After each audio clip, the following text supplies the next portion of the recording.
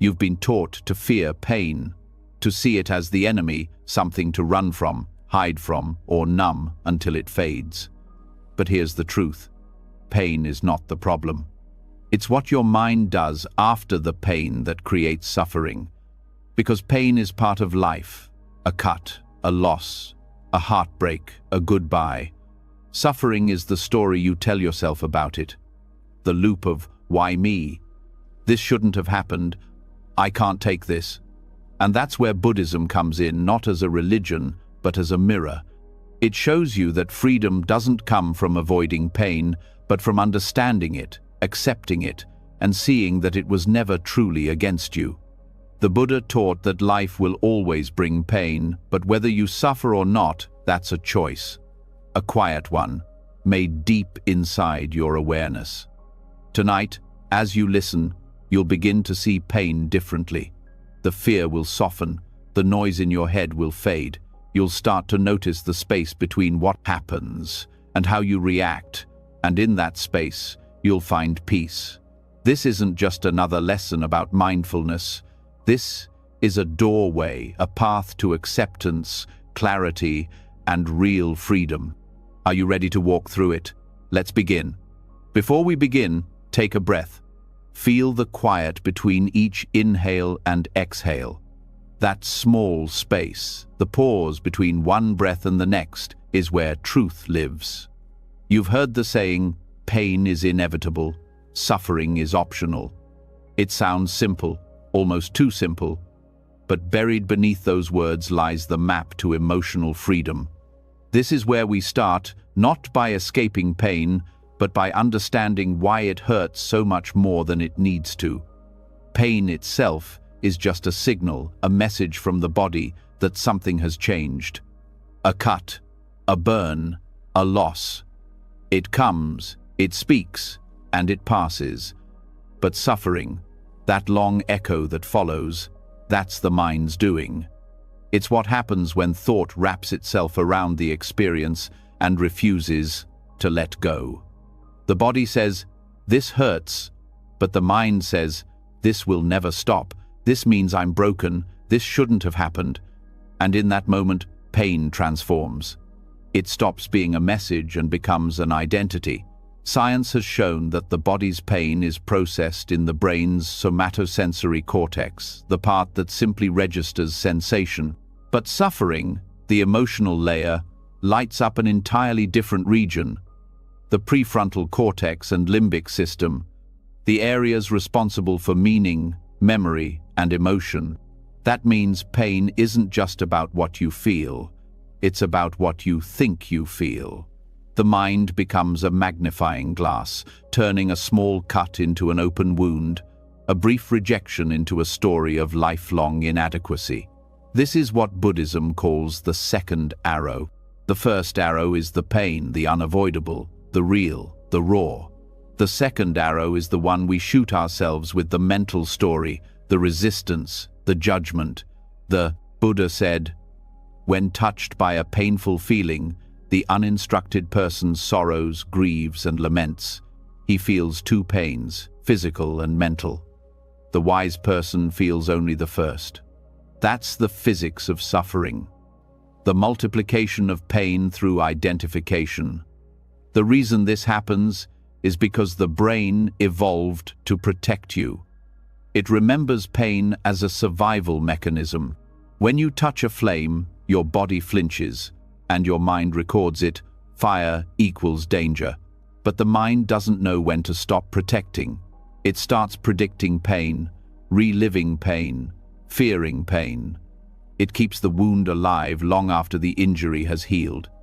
You begin to think, I was hurt before, so I will be hurt again. And so pain becomes your default setting. The body heals, but the mind stays inflamed. Buddhist philosophy teaches that the root of suffering lies in tanha, craving or attachment. We crave pleasure and resist pain. But resistance doesn't erase pain, it feeds it. Think of the last time you couldn't sleep because of an ache or worry. The more you tried to ignore it, the louder it became. That's the paradox. What you fight, you strengthen. Neuroscientists have found the same pattern when we focus on avoiding pain. The brain's alarm circuits, the amygdala, amplify their signal, increasing distress. Acceptance, on the other hand, quiets the alarm. To understand the mind's role in amplifying pain, look at how memory and meaning intertwine. When something painful happens, the mind doesn't just record the event, it links it to everything similar in your past. A breakup becomes proof that no one stays. A failure becomes confirmation that I'm not enough. Pain becomes a thread that ties together every past disappointment. This is karmic conditioning in action, not punishment, but repetition. The energy of unexamined pain loops back into the present, shaping how you see yourself and the world. Karma, in this sense, isn't fate written by the gods. It's the momentum of thought and emotion. Each time you resist or cling to pain, you create an imprint, a habit in the nervous system. Neuroscience calls this neuroplasticity, neurons that fire together, wire together. Buddhism calls it samskara, mental formations that shape perception. Over time, these imprints solidify into patterns, anxiety, fear, bitterness, and you begin to suffer not from pain itself, but from the weight of old reactions. What makes the mind such a powerful amplifier is its obsession with why. The moment something hurts, we start asking, why me? But the truth is, not all pain has a moral. Sometimes, it's just what is. The mind's need to find meaning in every discomfort often traps us in analysis and regret. This endless questioning is like adding friction to a wheel. The more it turns, the hotter it burns. Buddhism teaches that liberation begins when you stop demanding explanations from reality. There's also the illusion of permanence. Pain feels like it will last forever because the mind freezes time around it. A heartbreak at 20 can still ache at 40, not because the event continues, but because the story does. The body forgets, but the mind archives. It plays the same scene, again and again, each time reinforcing the emotional imprint. But impermanence, anicca, is the natural law of existence. Everything that arises must pass, including pain. The more deeply you understand this, not as an idea but as a lived experience, the lighter life becomes. Here's the irony. When you allow pain to exist without resistance, it often dissolves faster.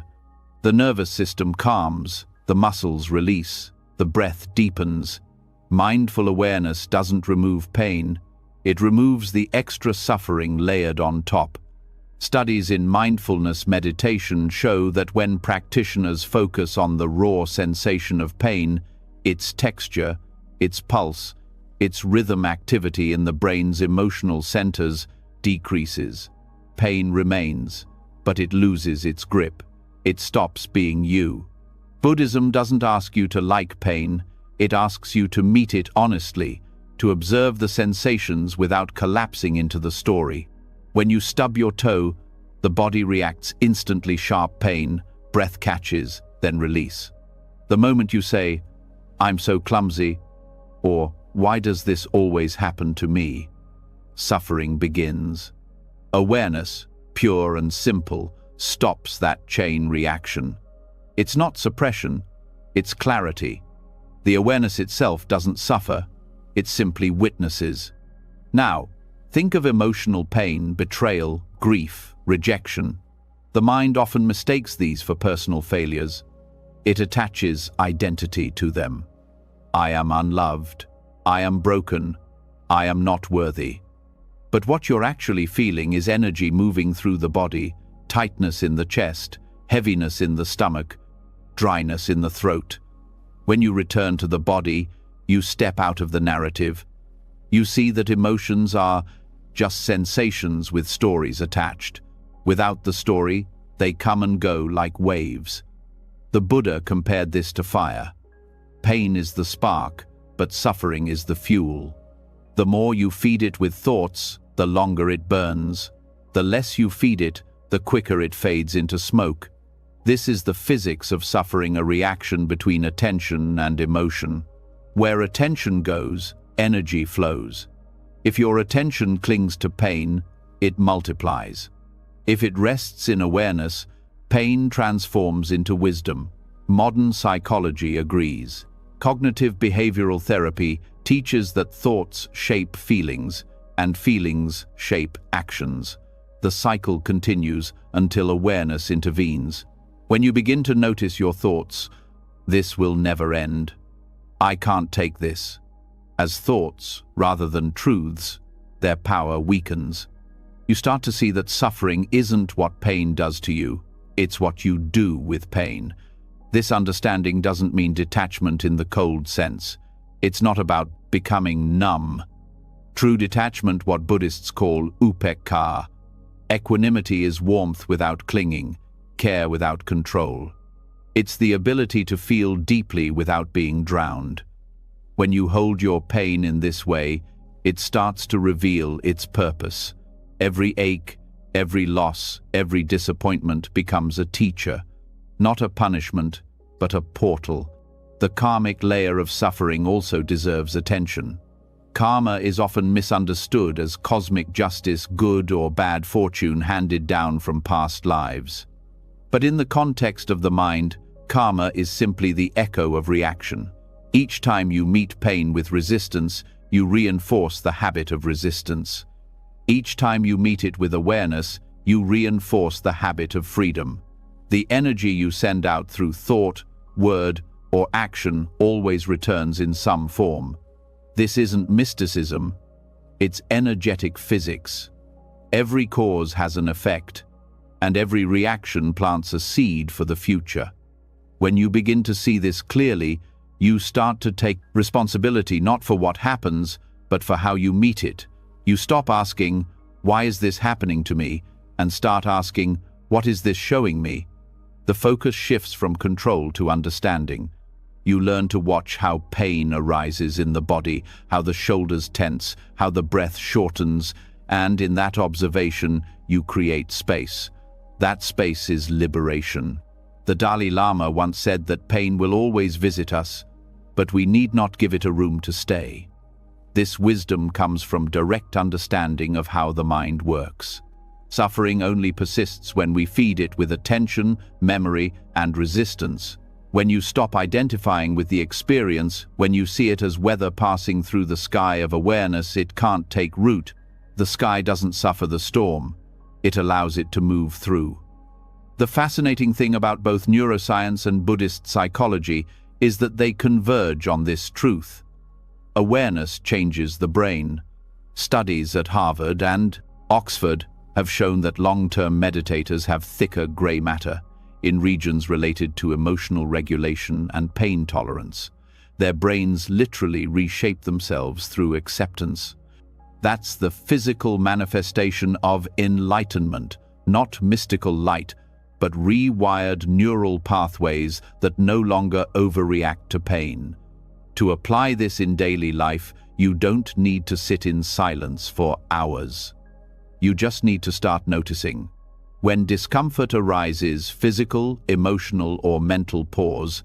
Feel the raw sensation before labeling it. Ask yourself, what does this actually feel like? Instead of, "I hate this," notice pressure in the chest, warmth in the face, tightness in the throat.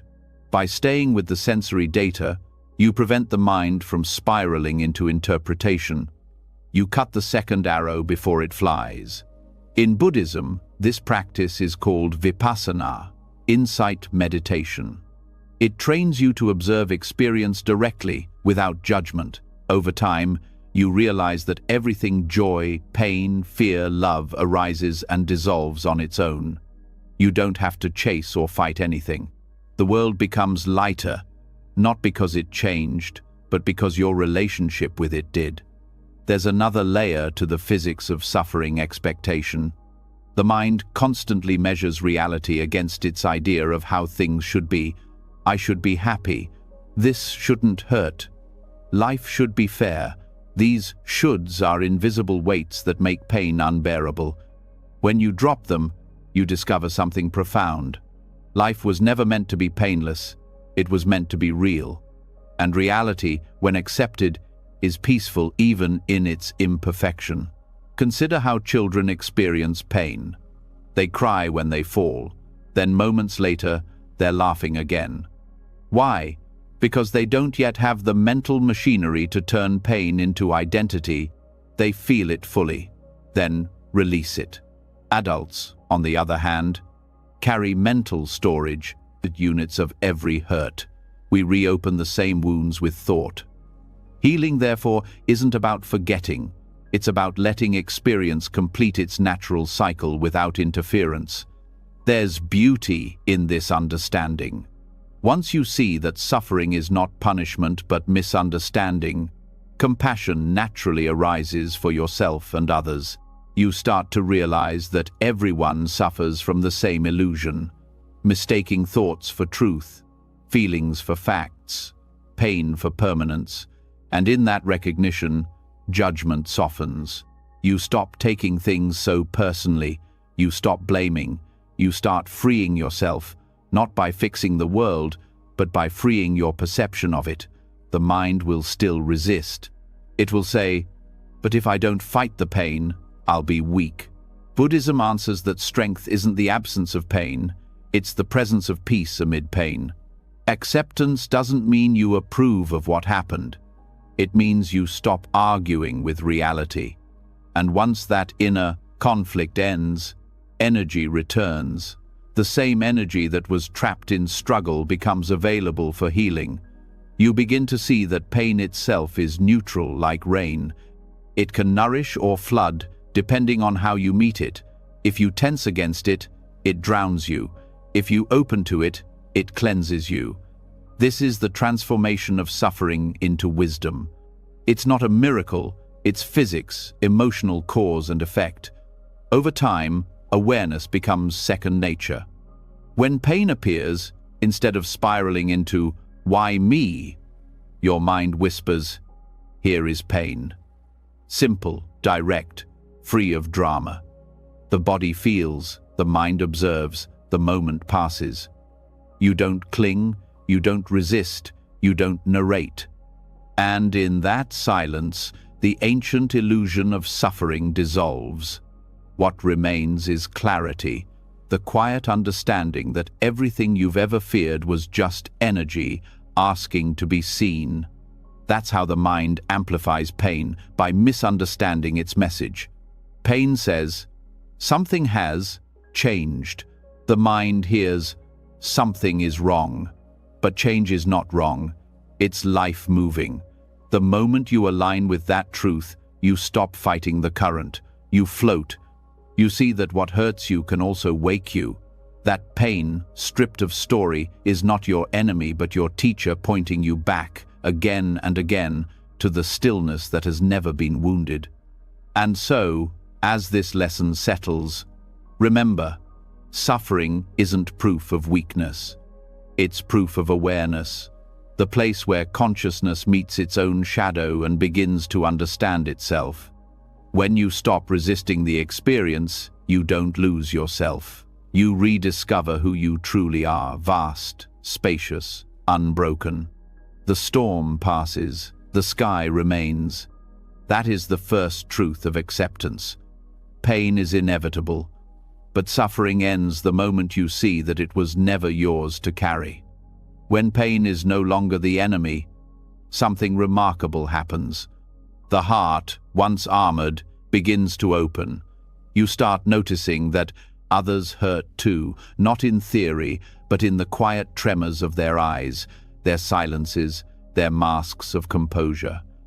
What once felt like your private prison starts to look like a shared human landscape, and from that recognition grows compassion, not pity, not sympathy, but a profound sense of connection that softens everything it touches. This is where the paradox begins. The more deeply you feel the pain of others, the freer you become from your own. Most people think compassion is heavy. They fear it will drown them in others' suffering, that it means carrying everyone's pain on their back. But in truth, real compassion is weightless. It doesn't burden, it liberates. Because true compassion, karuna in Buddhism, isn't about taking on pain, it's about dissolving the boundaries that make pain seem separate. When you open your heart to another's suffering, something extraordinary happens. The wall between you and them starts to dissolve. You begin to realize that suffering is not personal, it's universal. And in that moment, the grip of my pain loosens.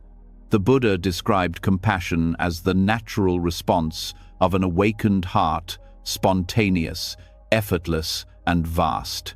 It isn't forced, nor does it arise from moral obligation. It flows naturally when you stop defending yourself from life. When the illusion of separateness fades, the suffering of another is felt not as a burden but as part of the same river you already swim in. The more you resist that current, the more isolated you feel. The more you open to it, the more you merge with life itself. That merging, that dissolution of self, is what frees you. In neuroscience, compassion activates the same neural pathways associated with pleasure and bonding, particularly the release of oxytocin, the so-called love hormone. When you genuinely connect with another's pain, your body responds with warmth and safety, not despair. It's as if the brain recognizes compassion as homeostasis, balance restored through connection. The Dalai Lama once said that compassion is not just good for the world, it is the highest form of self-care. Because when the heart opens, the mind stops contracting around its own wounds. We often confuse compassion with empathy, but they are different frequencies of the same energy. Empathy feels the pain of others. Compassion transforms it. Empathy without awareness can lead to burnout because it mirrors another's suffering without context. Compassion, on the other hand, sees the whole picture. It includes both the pain and the wisdom beneath it. When a monk feels compassion for a starving child, he doesn't drown in sorrow. He sees the child's suffering clearly, feels it deeply, yet his heart remains steady, filled with a wish to relieve that suffering without being consumed by it. This stability arises from understanding impermanence, that even pain, no matter how vast, is temporary and transformative. In daily life, compassion is often mistaken for weakness. People worry that being too kind means being taken advantage of, that softness equals vulnerability. But the truth is, compassion is the purest form of strength. It takes courage to feel fully, to keep your heart open when the world gives you every reason to close it. Anger and indifference are easy defenses. They create distance. Compassion erases that distance. It allows you to meet the world as it is, without the armor. And in doing so, it disarms the ego, which thrives on separation. To understand the liberating power of compassion, it helps to look at the structure of the self. The I thrives on contrast, me versus you, right versus wrong, my suffering versus yours. Compassion dissolves these boundaries. When you feel another's pain as your own, the identity that separates you weakens. Suddenly, the mind has less material to build its walls with. This collapse of boundaries is not loss, it's expansion. You don't disappear. You become larger, wide enough to hold joy and pain together without resistance. Psychologists call this self-transcendent experience. Moments when the sense of self expands beyond the personal to include others. These states have been linked to higher well-being, resilience, and even improved immune function. Buddhism understood this long before science did.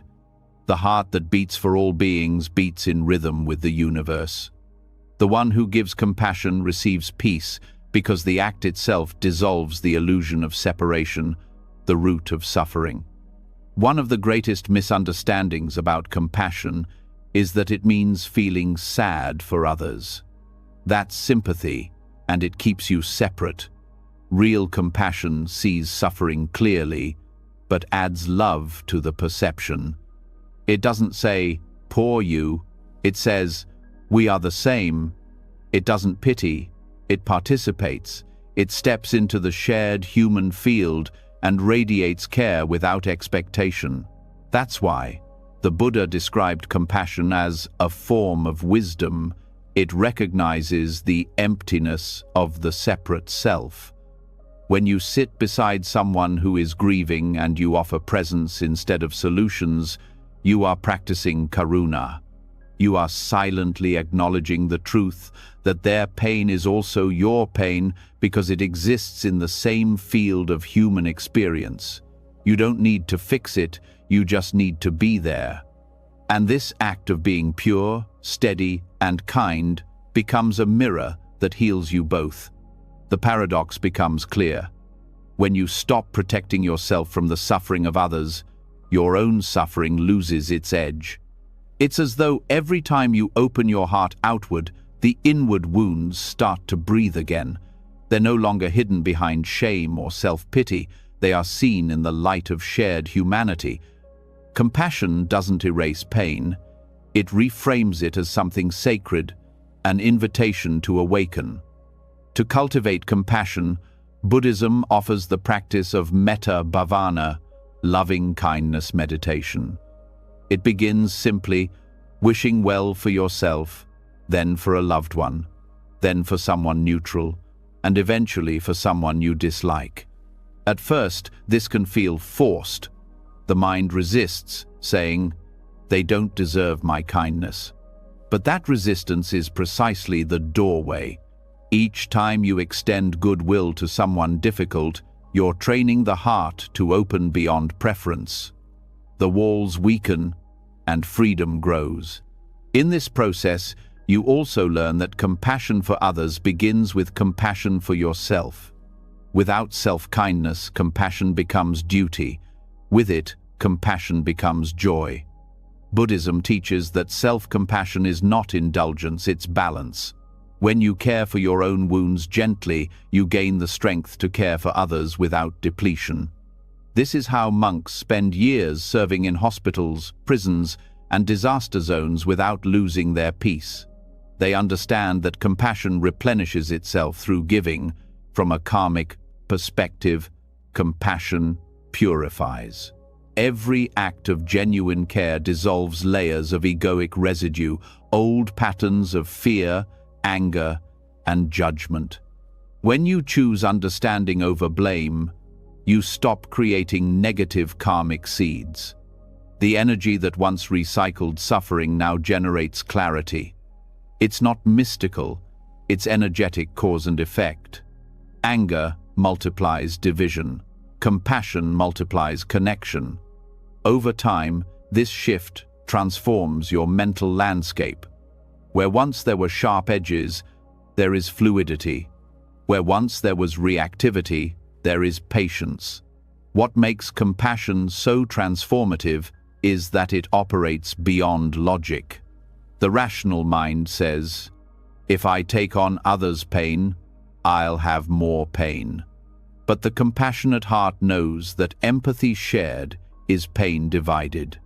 The more you include others in your circle of care, the less isolated your suffering becomes. The weight is dispersed across the web of connection.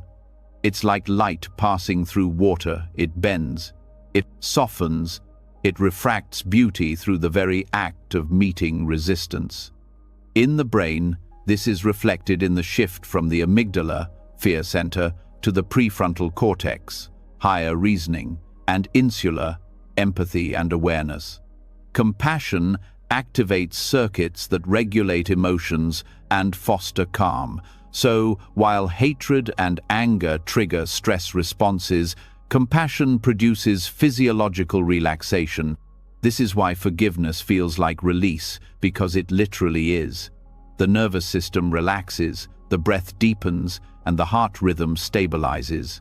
Forgiveness, at its core, is an act of compassion toward oneself, disguised as mercy toward another. One of the deepest insights of Buddhism is that compassion is inseparable from wisdom. Without wisdom, compassion burns out. Without compassion, wisdom becomes cold. Wisdom sees the truth that suffering is caused by ignorance, not evil. Compassion responds with warmth, not punishment. Together they form the perfect balance, the clear mind and the open heart. When you understand that others act out of confusion, not malice, judgment dissolves. You stop taking their behavior personally. Instead of, "they hurt me," you begin to think, "they are suffering too." That shift ends the chain reaction of pain. Compassion also dismantles pride. Pride feeds on the illusion of superiority, that your suffering is deeper, your struggles harder, your path more righteous. But compassion equalizes. It reminds you that everyone walks through storms unseen. The person who seems cruel might be living in silent despair. The one who appears indifferent might be protecting an old wound. When you see this, resentment loses its power. You begin to wish others peace, not because they earned it, but because you understand that peace is the only thing that truly heals. Even in relationships, compassion transforms everything. When you replace blame with understanding, you shift from defense to connection.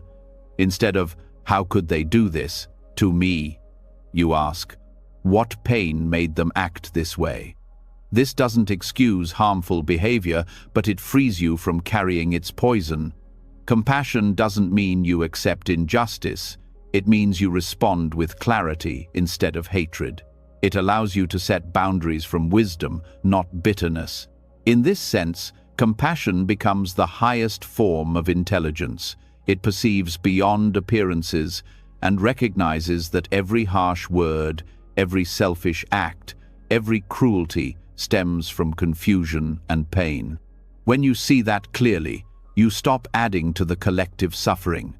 You become a stabilizing force in a chaotic world, calm, steady, grounded. This is what the Buddha called the lion's roar, the unshakable confidence of a heart that meets everything with understanding.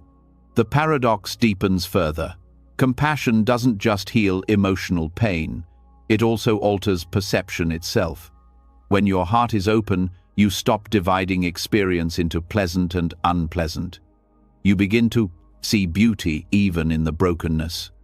A tear becomes sacred, an argument becomes an opportunity to grow, a loss becomes a reminder of impermanence. Compassion reveals that everything, even suffering, can serve awakening. The more compassion you cultivate, the less self-conscious you become. The ego thrives on isolation, on the belief that it stands apart. Compassion dissolves that illusion by merging awareness with life. When you care for another being, even silently, your consciousness expands. You stop living in the small, confined story of me and step into the vast story of we. That expansion is freedom. Buddhist monks often describe compassion as a form of mental hygiene. Just as we wash the body daily, we cleanse the mind through acts of kindness. Without this practice, resentment and fear accumulate like dust. Every kind thought, every small act of service, is a gentle rinse that clears the lens of perception. When you live with compassion, your world feels lighter, not because problems vanish, but because the mind no longer carries them as personal burdens. Compassion also teaches acceptance of imperfection. You begin to see that people, including yourself, are works in progress. Instead of demanding perfection, you appreciate effort. You forgive mistakes quickly because you understand that everyone is learning how to love better. This understanding turns daily interactions into practice. Every encounter becomes a chance to express kindness. Perhaps the greatest gift of compassion is that it redefines strength. In a world that celebrates dominance and control, compassion stands as quiet rebellion. It doesn't conquer, it connects. It doesn't harden, it heals. True strength is not the power to resist pain, but the courage to feel it fully and still remain kind. When compassion becomes your instinctive response, fear loses its foundation. This kind of strength isn't loud. It shows up in patience with those who misunderstand you, in gentleness with yourself after failure, in the decision to love again even after heartbreak. Compassion turns these moments into sacred ground. Each time you choose understanding over anger, you transcend the old self that once needed to be right, to be superior, to be separate.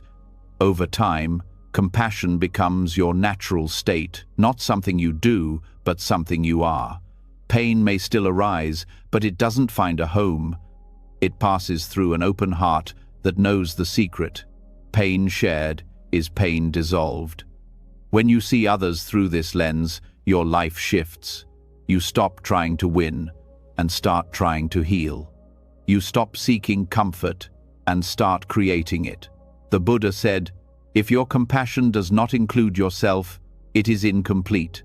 This is the heart of the paradox. You can only give what you allow yourself to receive. Compassion for yourself means recognizing your limits, resting when tired, forgiving when you fall short.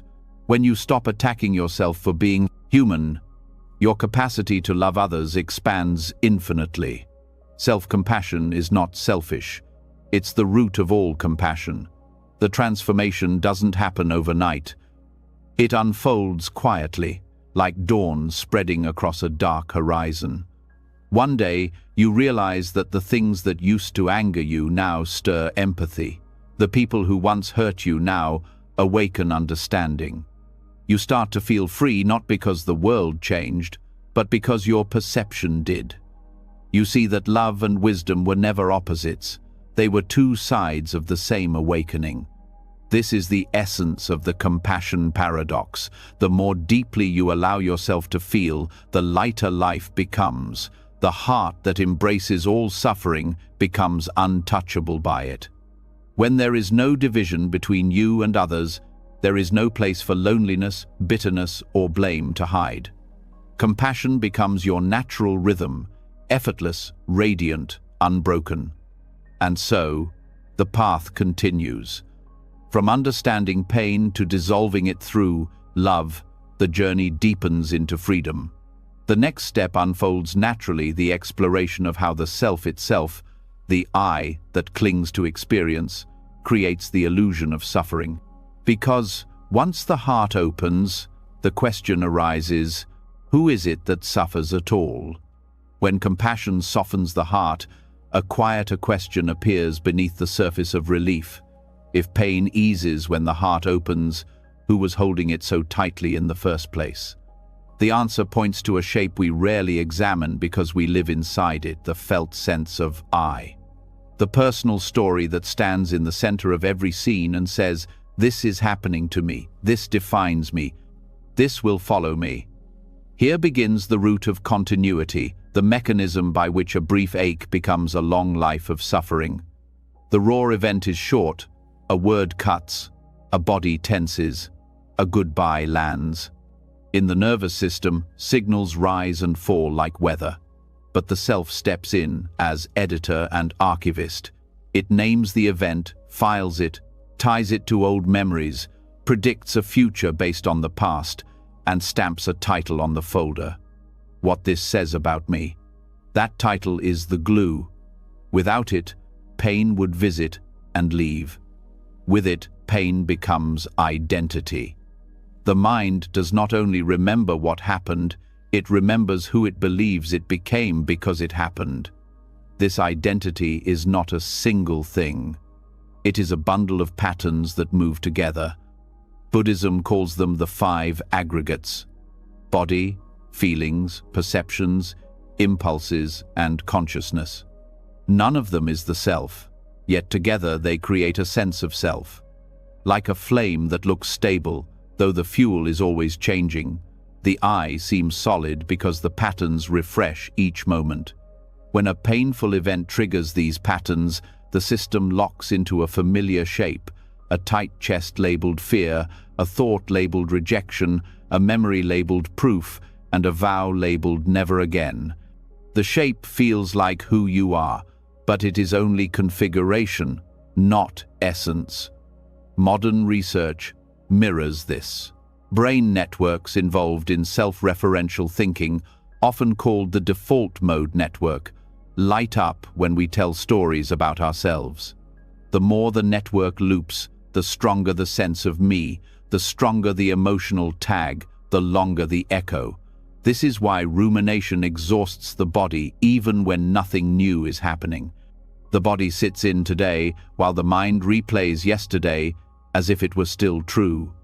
Suffering stretches across time, not because the event continues, but because ownership continues.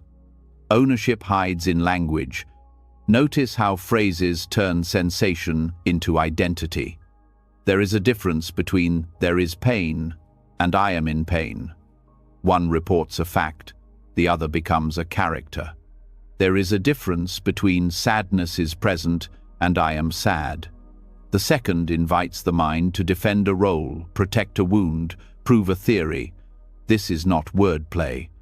Language directs attention, and attention directs biology.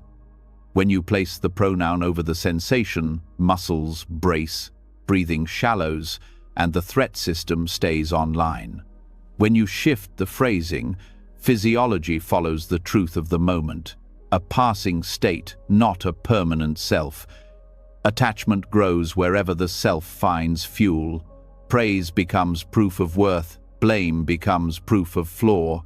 Gain feels like expansion of me, loss feels like collapse of me. The swing between the two creates a life built on monitoring, measuring, and maintaining the story of who I am. This is exhausting. It is also fragile, because all the anchors of identity are unstable. Roles change, bodies age, relationships shift, status rises and falls. When identity clings to moving targets, every change hurts. The pain of change is small. The pain of the self that refuses change is vast. Grasping appears in subtle ways. The mind says this always happens to me, even though it did not always happen. The mind says, I will never get better, even though states have always changed. The mind says, this defines me, even though countless moments have carried different flavors. These sentences stitch a quilt of continuity that covers the living facts. The result is a self that feeds on repetition. If you listen closely, the self asks the world to behave in ways that confirm its familiar role, even if that role is painful, because the known feels safer than the unknown. This is how the I keeps yesterday alive. There is another layer that tightens continuity, the hidden contracts we make with ourselves. After hurt, a quiet promise forms. I will not trust. I will not risk. I will always anticipate rejection to prevent surprise. These contracts feel protective. In truth, they build a corridor where every door opens onto the same view. The corridor becomes a prison. The key is not outside. The key is the insight that the contract is optional, because the self that wrote it was only a momentary configuration trying to keep you safe. Safety is wiser now. Safety does not need that old rule. Buddhist insight cuts through this with a precise blade, not self. This does not mean you are nothing. It means the thing you call self is not a separate, permanent core. It is a process. When the process is seen, the grip loosens. Once seen, it is hard to pretend that thoughts are commanders rather than appearances, that feelings are orders rather than weather, that memories are destiny rather than artifacts. Not self is not a belief. It is an experience of how perception assembles a me each moment and how that assembly can relax. Practical work begins with gentle precision. Start where life actually happens, in the body. When a trigger arises, track the order of appearance. Sensation first. Label it with simple words: warmth, pressure, flutter, heat, pulse. Then note the emotion, fear, sadness, anger, shame. Then note the thought that follows. They do not care. I am alone. I always fail. Seeing the sequence breaks the fusion. The self is strongest when the sequence collapses into one mass. When you separate the strands, the weave loosens. A gap appears between what is felt and the story about what it means. In that gap, suffering cannot maintain its narrative momentum. Another method is decentering. Place the experience in awareness rather than placing awareness inside the experience. Instead of "I am the one hurting," rest in the sense that hurting is occurring within consciousness. Let sounds, sights, sensations, and thoughts come and go in the same open field. When all phenomena are treated equally, none owns the stage. The star named me loses its spotlight. You have not disappeared. You have returned to the wider room in which everything happens. Self-inquiry sharpens this further. When a painful identity appears, ask gently, "Where is the one who is suffering?" Look in the body. A chest sensation cannot be a person. Look in thoughts. Words cannot be a person. Look in emotion. A wave cannot be a shore. The point is not to deny experience, but to see that the owner cannot be found. What cannot be located cannot be pinned to pain. The result is not coldness, but relief, a soft release of extra weight that was carried by habit alone. Memory deserves special care. The brain reconsolidates memories each time they are recalled. This means recall is an opportunity, not a threat. When a painful memory arises, accompany it with presence, breath, and kindness. Let the body feel safe while the picture plays. The memory can then be stored with new context. It happened, and I am safe now. Over time, the emotional charge lowers. The self no longer uses that scene as proof of identity. The scene becomes part of a larger story that includes healing. Shame is the most adhesive identity. It whispers that you are the problem rather than that a problem occurred. To loosen shame, bring daylight to it. Speak it aloud to someone who can hold it without judgment, or write it with the clear intention of meeting it with care. Shame dissolves in accurate language and warm attention. It grows in secrecy, global labels, and harsh self-talk. When shame softens, the identity that fed on it starves. The sense of being wrong at the core loses its engine. Choice of goals can either free or bind identity. When goals reinforce the fragile self, every setback deepens suffering. Goals grounded in values rather than status help the mind relax its image. Serve, learn, create, heal. These aims do not collapse when praise withers or others misunderstand. They are stable because they point toward living qualities rather than external mirrors.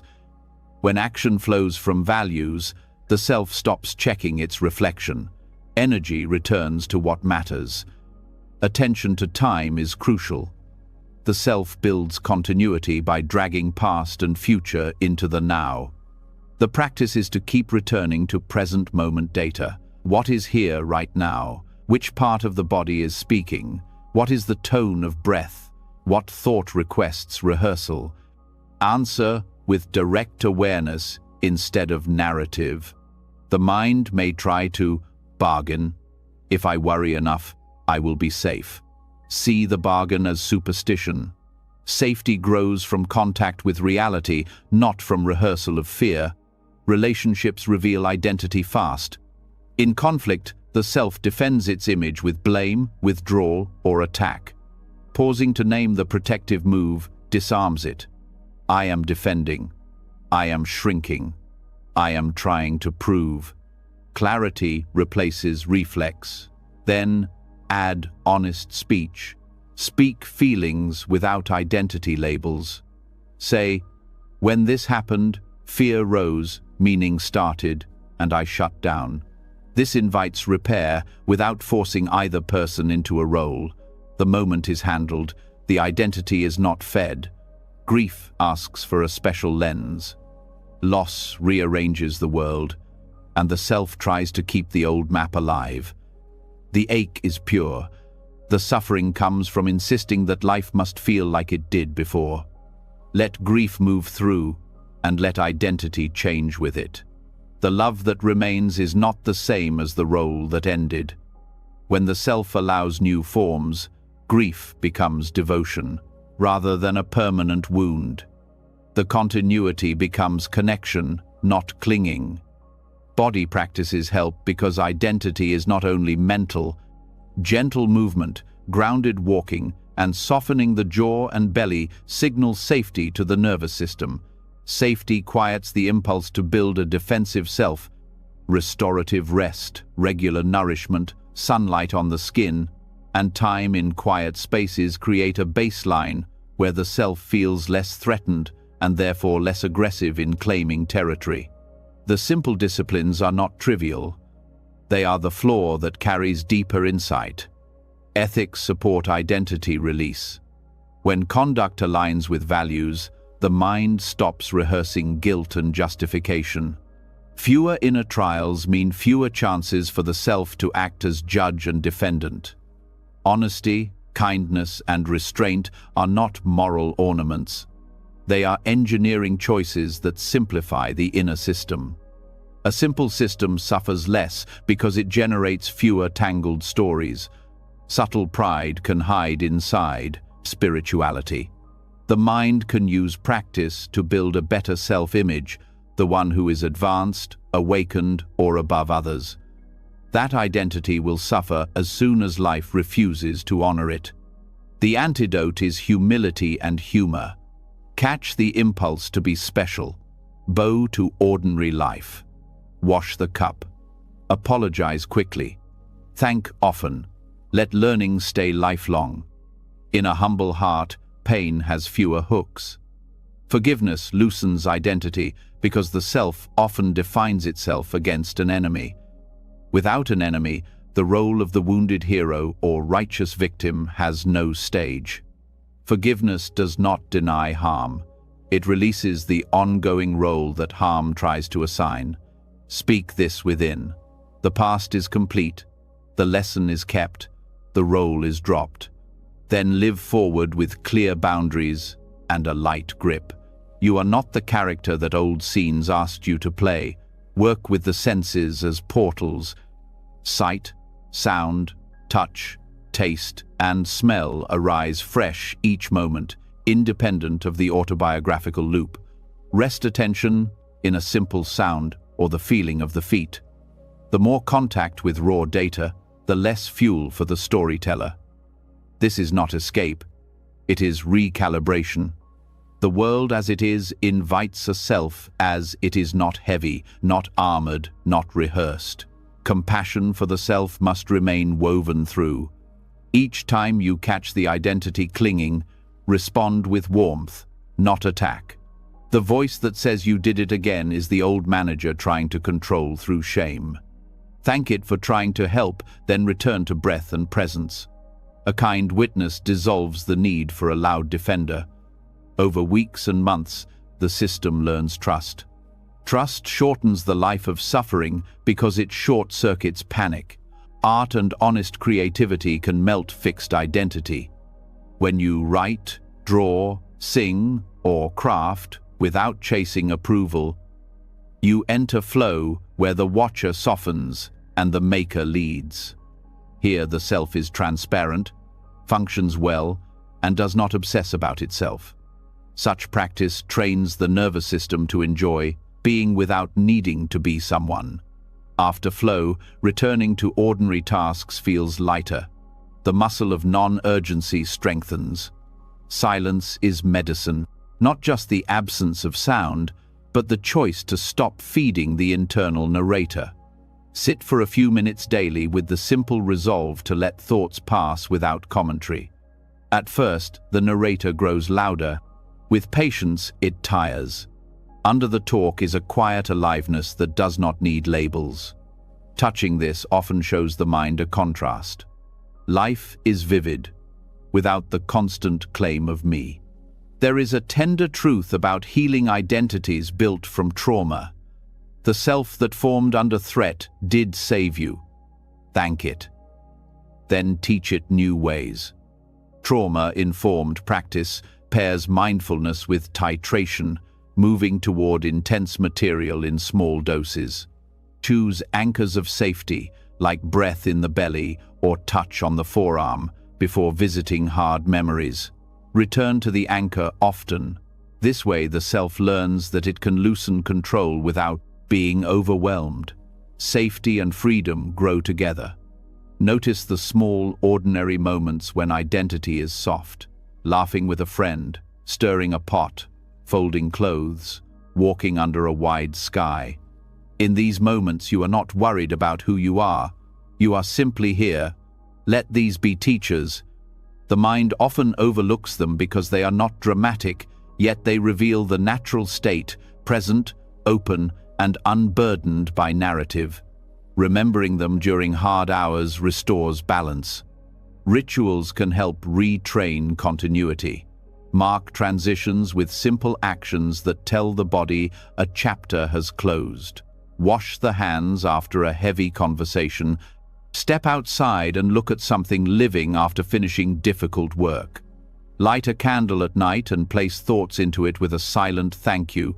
Then extinguish the flame as a sign that the day's identities can rest. The nervous system appreciates clear signals. Clarity reduces the tendency to keep carrying old roles into new hours. Service loosens identity precisely because it shifts the center of gravity away from self-focus. When you help quietly, without broadcasting, the nervous system learns the relief of being part of a larger movement. The reward is not praise but belonging. Belonging is lighter than performance. A life that regularly touches service does not need as many personal stories to feel valuable. Gratitude is subtle medicine against the fixation of lack. The self clings hardest when it feels incomplete. Naming specific blessings daily does not deny hardship. It reveals the larger field in which hardship sits. Write them plainly. Morning light on the floor, a message from someone who cares, clean water, breath that comes on its own. The more the heart notices, the less the identity needs to claw for proof of worth. Across all of this, the deepest shift is trust in impermanence. When you trust change, you do not need a rigid self to defend against it. You can meet each moment with skills instead of stories. The stability you long to build with identity appears in a different form. Stability as responsiveness, strength as flexibility, confidence as intimacy with what is. This is maturity of practice. Soon the continuity of suffering begins to break along natural seams. A trigger arises, and the system registers sensation, breathes, and returns. A harsh memory appears, and the heart holds it without turning it into fate. A label starts to stick, and humor peels it off. The self is still present as a useful function, a name, a role, a signature, but it no longer claims ownership of the sky. It becomes a helpful tool, not a heavy throne. From here, acceptance becomes simpler. There is less to protect because there is less fiction to defend. Pain may still knock, but it meets an open door and a spacious room. It does its work and leaves. The house remains bright. The old identity would have followed pain down the road and called the journey destiny. The new understanding stays home. This shift is not distant. It grows in the small choices of today. Speak plainly. Breathe when the chest tightens. Notice when language turns sensation into a self. Soften contracts that no longer serve. Thank the parts that tried to keep you safe, then let them rest. Keep the body cared for, the mind honest, the heart kind. Over time, the old continuity loses both story and stamina. What remains is a self that knows its proper size. Useful? Yes. Ultimate? No. Light enough to learn, soft enough to love, clear enough to release what has ended, strong enough to stand in truth without armor. In this clarity, suffering cannot find endless corridors. It finds a clean room with open windows, a simple chair, and a presence that does not argue. The chapter closes when it is ready, and life moves on without dragging the past behind it. From compassion to identity and beyond, the path keeps widening. The next doorway appears in the quietest place of all, the tiny instant before the mind labels an experience. There, in the brief pause before resistance begins, freedom waits like a held breath ready to be released. When the sense of self begins to soften, something extraordinary comes into view. Beneath the constant movement of thoughts and emotions lies a stillness so subtle that most people never notice it. It is not silence, yet it contains every sound. It is not absence, yet it holds everything that arises. Within this stillness lives a moment so brief, it almost goes unnoticed, the microsecond before the mind labels an experience. That is the birthplace of resistance. That is where freedom begins. Pain, pleasure, fear, joy, all pass through this same point. Before the mind decides whether something is good or bad, pleasant or painful, there is a raw flash of awareness that simply registers what is. The body feels, but the story has not yet formed. It's the most honest instant of consciousness, a direct meeting with life before the commentary begins. Once the label appears, I don't like this, this shouldn't happen, I need more of that, the experience splits. Awareness turns into struggle. That split is suffering's first breath. Most people live on the far side of that moment, reacting, defending, judging, craving. They live after the label. But awakening is about moving closer to the gap, training the mind to notice the point before reaction sets in. It may last only a heartbeat, but within that heartbeat lies infinite space. It's not mystical, it's mechanics. The nervous system receives a stimulus, the body feels it, and then the cortex assigns meaning. Between those stages exists a pause, a space without bias. When you start to sense that space, even faintly, you begin to understand what liberation truly means. This isn't about stopping thought, it's about seeing thought arrive. Pain arises in the knee before the mind says, "This is terrible." There is just sensation, warmth, pressure, vibration. Fear arises before the story says, "I'm in danger." There is only energy moving through the chest. The mind's labeling mechanism evolved to protect us, but now it misfires constantly, turning ordinary sensations into emotional battles. Training in awareness teaches you to stay with the raw data long enough for the labeling reflex to slow down. Buddhist masters call this mindfulness in its purest form, sati, the remembrance of present awareness. Neuroscience calls it meta-awareness, the ability to witness the contents of consciousness without identification. When this faculty strengthens, the brain's automatic circuits lose some of their grip. The amygdala fires, but the prefrontal cortex steps in to observe instead of react. Over time, this repatterning changes the brain itself. Mindfulness practice has been shown to shrink the amygdala and thicken regions related to regulation and empathy. What begins as a split-second pause eventually becomes a new baseline of calm responsiveness. Resistance is born out of habit. The mind's first label, bad, immediately calls forth its opposite, good. The self, addicted to comparison, starts measuring every sensation against preference. This comparison builds tension because reality rarely aligns with expectation. You stub your toe and instantly move from raw sensation to judgment. I'm so clumsy. The story arrives faster than breath. To see the moment before, it means to retrain the nervous system to notice sensation without evaluation. That is the art of liberation in motion. One way to train this sensitivity is through body-based meditation. Sit quietly, bring attention to the breath and feel each inhalation as movement rather than meaning. When a discomfort arises, don't adjust right away. Let awareness meet the sensation before the mind intervenes. Describe it in neutral terms: warm, pulsing, tight, sharp. Stay curious. Curiosity is the antidote to resistance. Where judgment closes, curiosity opens. With repetition, the body learns a new rhythm: feel first, label later, or not at all. The same applies in emotion. Suppose anger rises. Instead of saying, "I am angry," notice. Anger. Energy is here. Watch how heat spreads, how the jaw tightens, how thoughts cluster around blame. Each observation keeps you closer to that first microsecond. As the mind slows, you begin to see how labels form. You watch the word anger attach itself to a bodily storm. Then notice the secondary labels: wrong, unfair. Again, if you don't feed them, they fade. Anger transforms into pure energy, moving and dissolving like wind through grass. The moment before resistance is not glamorous. It's small, quiet, and often uncomfortable. The ego finds no entertainment there because it cannot narrate.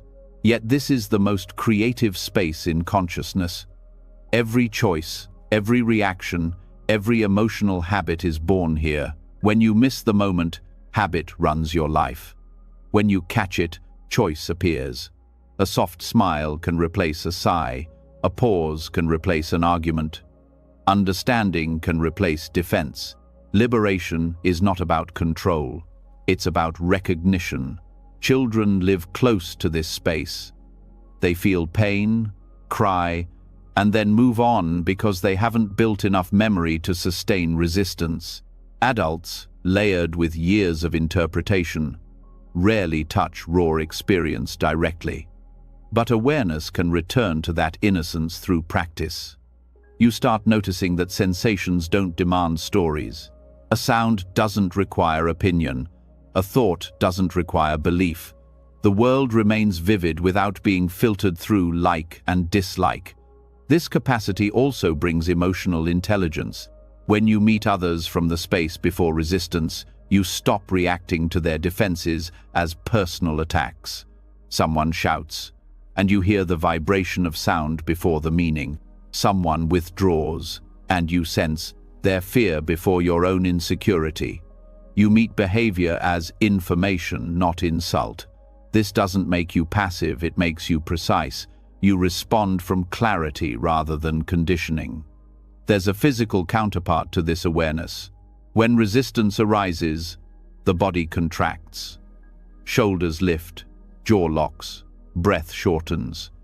These are signs that the microsecond has been missed. The key is not to fight the contraction, but to notice it quickly. Awareness of tension interrupts the cycle.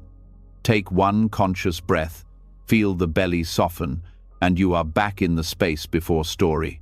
Over time, the body itself becomes an ally, signaling the moment resistance begins.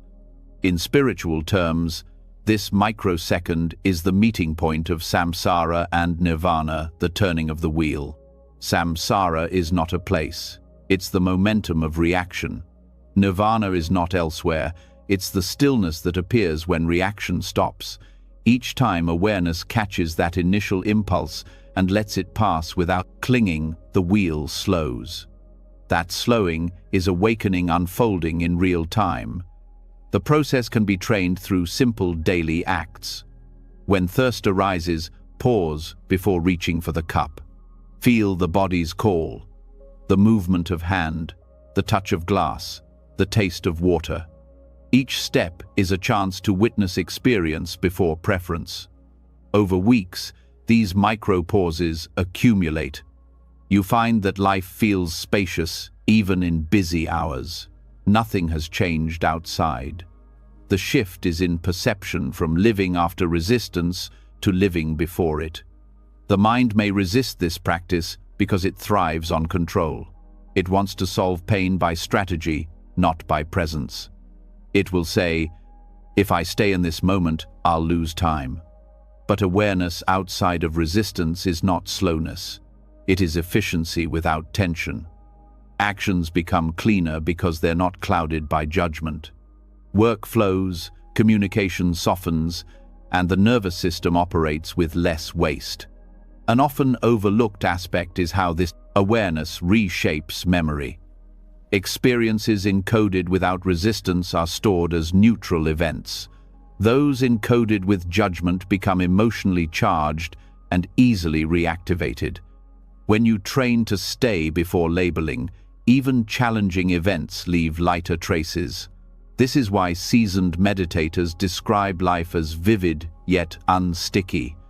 Their memories are alive but not heavy. Compassion also deepens here. When you touch the space before resistance, you sense the same stillness in others. You realize everyone struggles with the same impulse to judge and cling. This understanding births gentleness. Instead of condemning yourself for losing presence, you smile, knowing that awareness itself noticed the loss. Each recognition becomes an act of forgiveness, and forgiveness is simply awareness that stayed kind. Practices like slow-walking meditation reveal the subtlety of this moment. Each step begins with intention, followed by movement, followed by contact. Between each phase lies a pause, tiny breath of space. As you train to feel these transitions, perception refines. You start to notice that the pause is not empty. It's full of potential. It's the same pause that exists before speech, before thought, before emotion. It's the womb of creation and dissolution. To live in awareness of it is to live free, even while moving. In daily conflict, this skill is priceless. When tension rises in conversation, catch the breath right before the retort. That breath is the doorway back to awareness. In that pause, you can choose silence, clarity, or humor instead of reaction. The other person might still be caught in resistance, but one conscious breath often diffuses the entire charge. The brain rewires each time you interrupt this cycle, reinforcing the pattern of pause before reaction. The moment before resistance also reveals the nature of freedom. Freedom is not getting what you want, it's not needing to fight what is. In that small space of pre-labeling, everything is allowed to exist. Pain, joy, confusion, peace all pass through the same gate. The difference lies in whether you tighten around them or stay open. To stay open doesn't mean to enjoy discomfort. It means to stop making war with reality. When war ends, peace is not something you achieve, it's what remains. Even the breath holds this teaching. Between inhale and exhale lies a natural pause. It is brief but essential. Life depends on it, yet it demands no effort. When awareness rests there, the mind tastes effortless balance. The body breathes itself. You simply witness. That is the same quality of freedom that exists before resistance. It's not something you build, it's something you stop interrupting. To strengthen recognition, use short reflections during the day. Before reacting, ask simple questions. What is actually here? Is this a sensation or a story about sensation? Is this emotion demanding action or just movement asking for space? These inquiries are not analysis. They are reminders to return to the pre-label moment. The more often you return, the more the nervous system learns to stay there naturally. Art and nature both invite this awareness. Looking at a sunrise or hearing a piece of music before thought names it beautiful is a pure encounter. The mind rushes to say, "I like this," but the experience itself was already complete before the comment. That completeness is always available, even in pain. The same awareness that meets beauty can meet discomfort. When you sense this equality, your relationship to pain changes forever. The subtle challenge is that awareness cannot be forced. Trying to grasp the microsecond turns it into another project of the ego. The approach is relaxation, not pursuit. You don't catch awareness, you stop running past it. The more you trust stillness, the clearer it becomes. Over time, resistance loses speed. Pain appears, awareness notices. The label arrives late or not at all. You start living closer to the source of experience, where everything is fresh. This training gradually transforms identity itself. When you live before resistance, the I that used to define and defend experiences has less work to do. You act without inner commentary.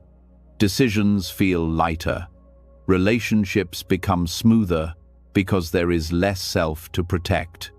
The personality remains functional but transparent. You no longer mistake passing moods for truth. As perception refines, you see that awareness was never born in the first place. It was always here, quietly witnessing each wave. Resistance only clouds it for a moment. The moment before resistance is not a new state to achieve, but a return to what has always been constant. Pain, joy, thought, and silence all arise and dissolve within it. What remains is the same luminous field that existed before you named it me.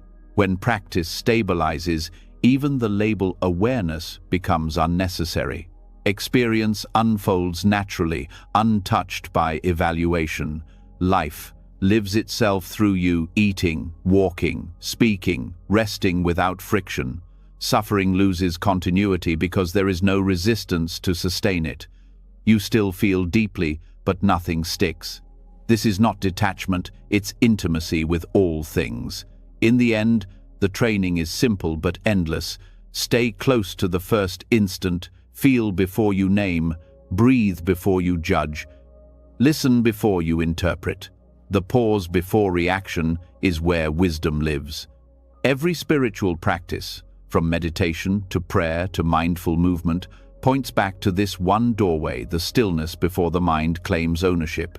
As you live from that space, life becomes fluid, pain becomes instruction, joy becomes appreciation, and each breath becomes proof that liberation is not far away. It is here, in this exact moment, waiting in the gap between feeling and thought. And, as awareness learns to rest there, another dimension of endurance begins to unfold, not the endurance of suppression or struggle, but a noble endurance born of clarity, a strength that bends but never breaks, because it no longer resists what is real. When awareness begins to stabilize before resistance, life starts to feel lighter. You start to notice that freedom doesn't mean the absence of challenge, it means the ability to meet challenge without collapsing. The waves still rise, but something inside you stops fighting the tide. Here begins the next unfolding of wisdom, the art of endurance.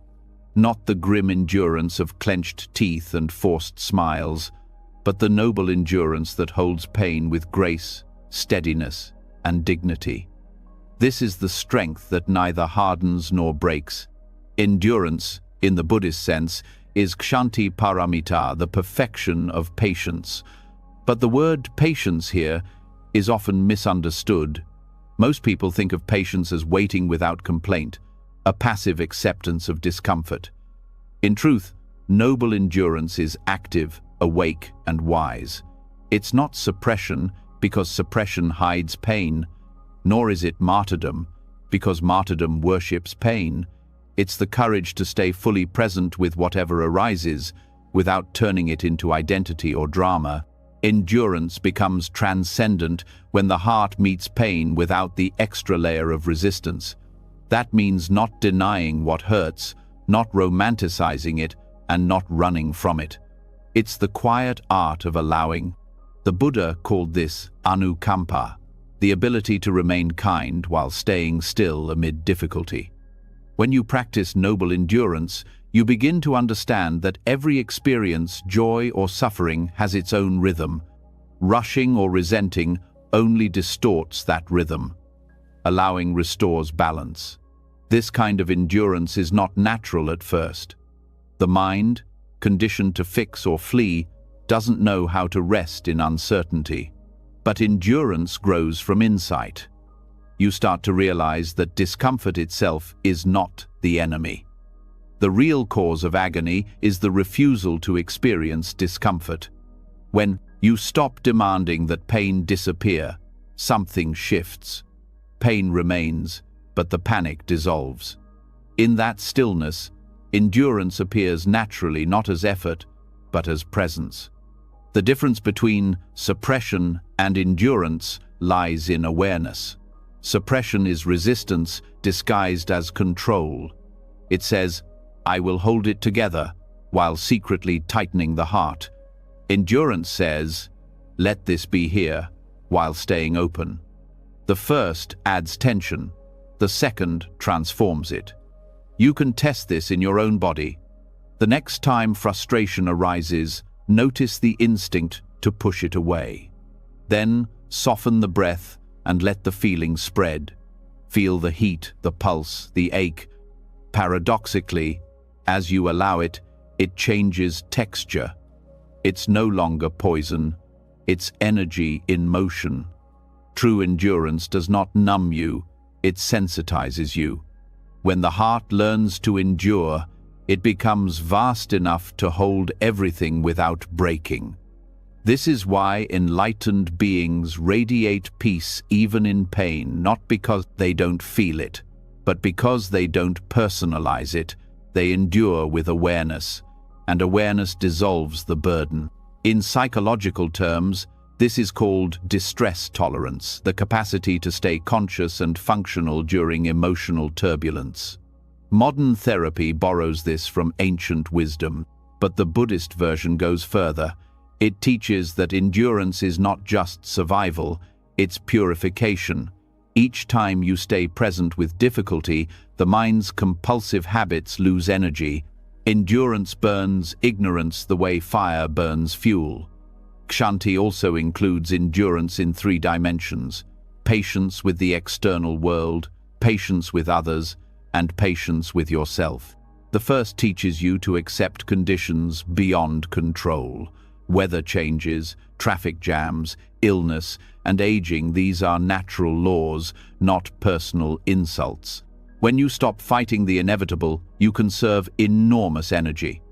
The second, patience with others, dissolves interpersonal suffering. People act from their conditioning, not to torment you.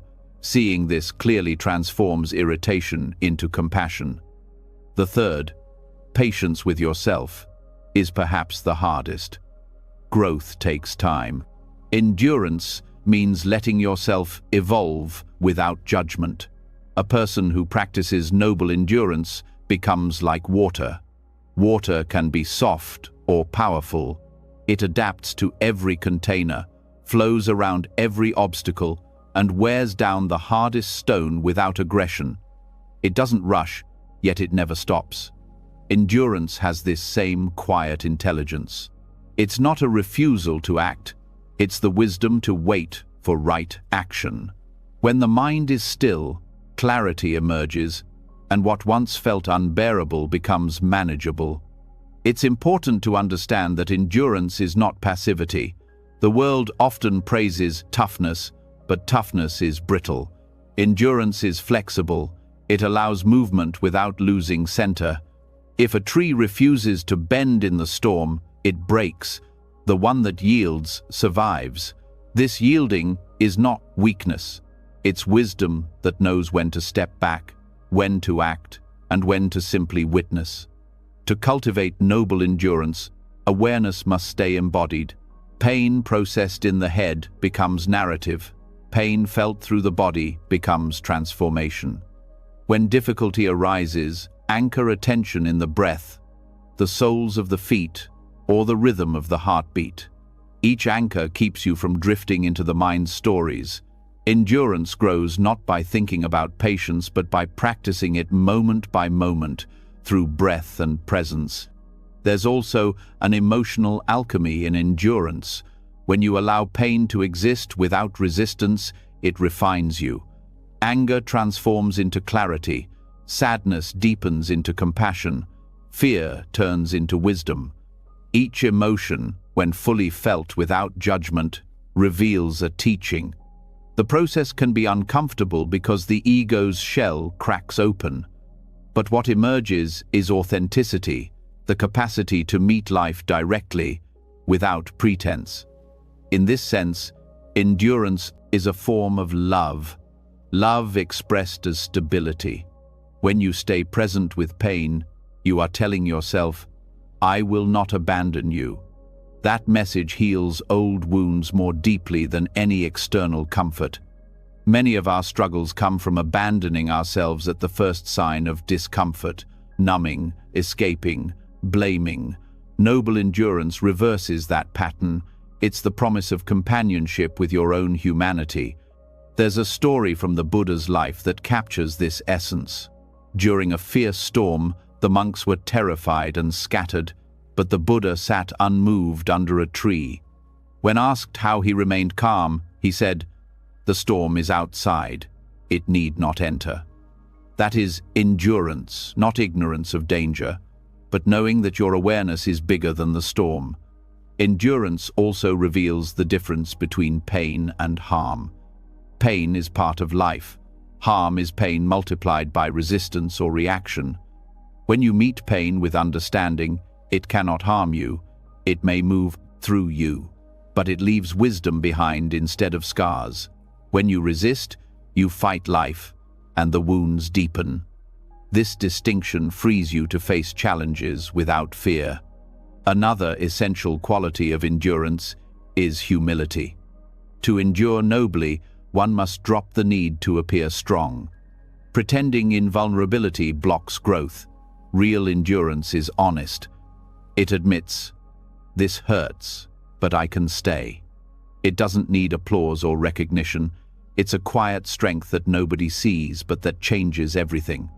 Many people mistake self-denial for endurance. They think enduring means tolerating abuse or staying silent in the face of injustice. That's not noble endurance, that's submission. True endurance is rooted in wisdom. It knows the difference between what must be accepted and what must be transformed. Enduring harm without awareness perpetuates suffering. Enduring pain with awareness purifies it. The practice of Kshanti unfolds in stages. At first, endurance feels like effort, holding still when you want to run. With time, it becomes trust, recognizing that running would only delay peace. Eventually, it becomes ease, the understanding that everything resolves in its own rhythm when you stop pushing.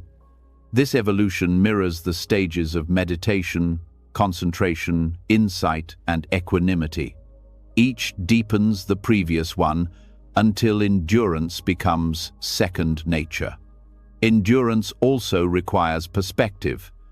When you see your challenges within a larger view, they lose the power to crush you. The ancient masters compared this to placing a spoonful of salt in a glass versus a lake. The salt makes the glass undrinkable, but the lake remains fresh. Awareness expands the lake of the mind. Difficulties dissolve in the vastness of understanding. Another way endurance becomes transcendent is through gratitude. Gratitude doesn't deny difficulty. It honors the lesson within it. Every time you endure with presence, you grow stronger, clearer, and more compassionate. Gratitude turns endurance from punishment into purpose. When you can say, "Thank you, pain, for showing me where I still cling," suffering becomes sacred instruction. Science again echoes this.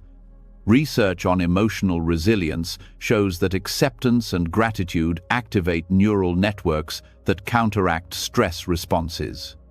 The brain interprets gratitude as safety, which allows the parasympathetic system to restore balance.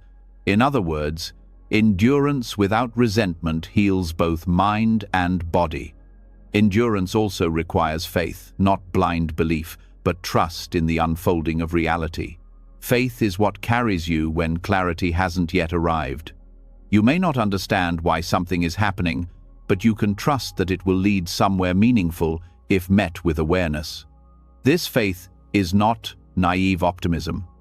It's the calm confidence that even darkness has a role in light. In community life, noble endurance builds harmony. A person who has trained in patience becomes a pillar of steadiness.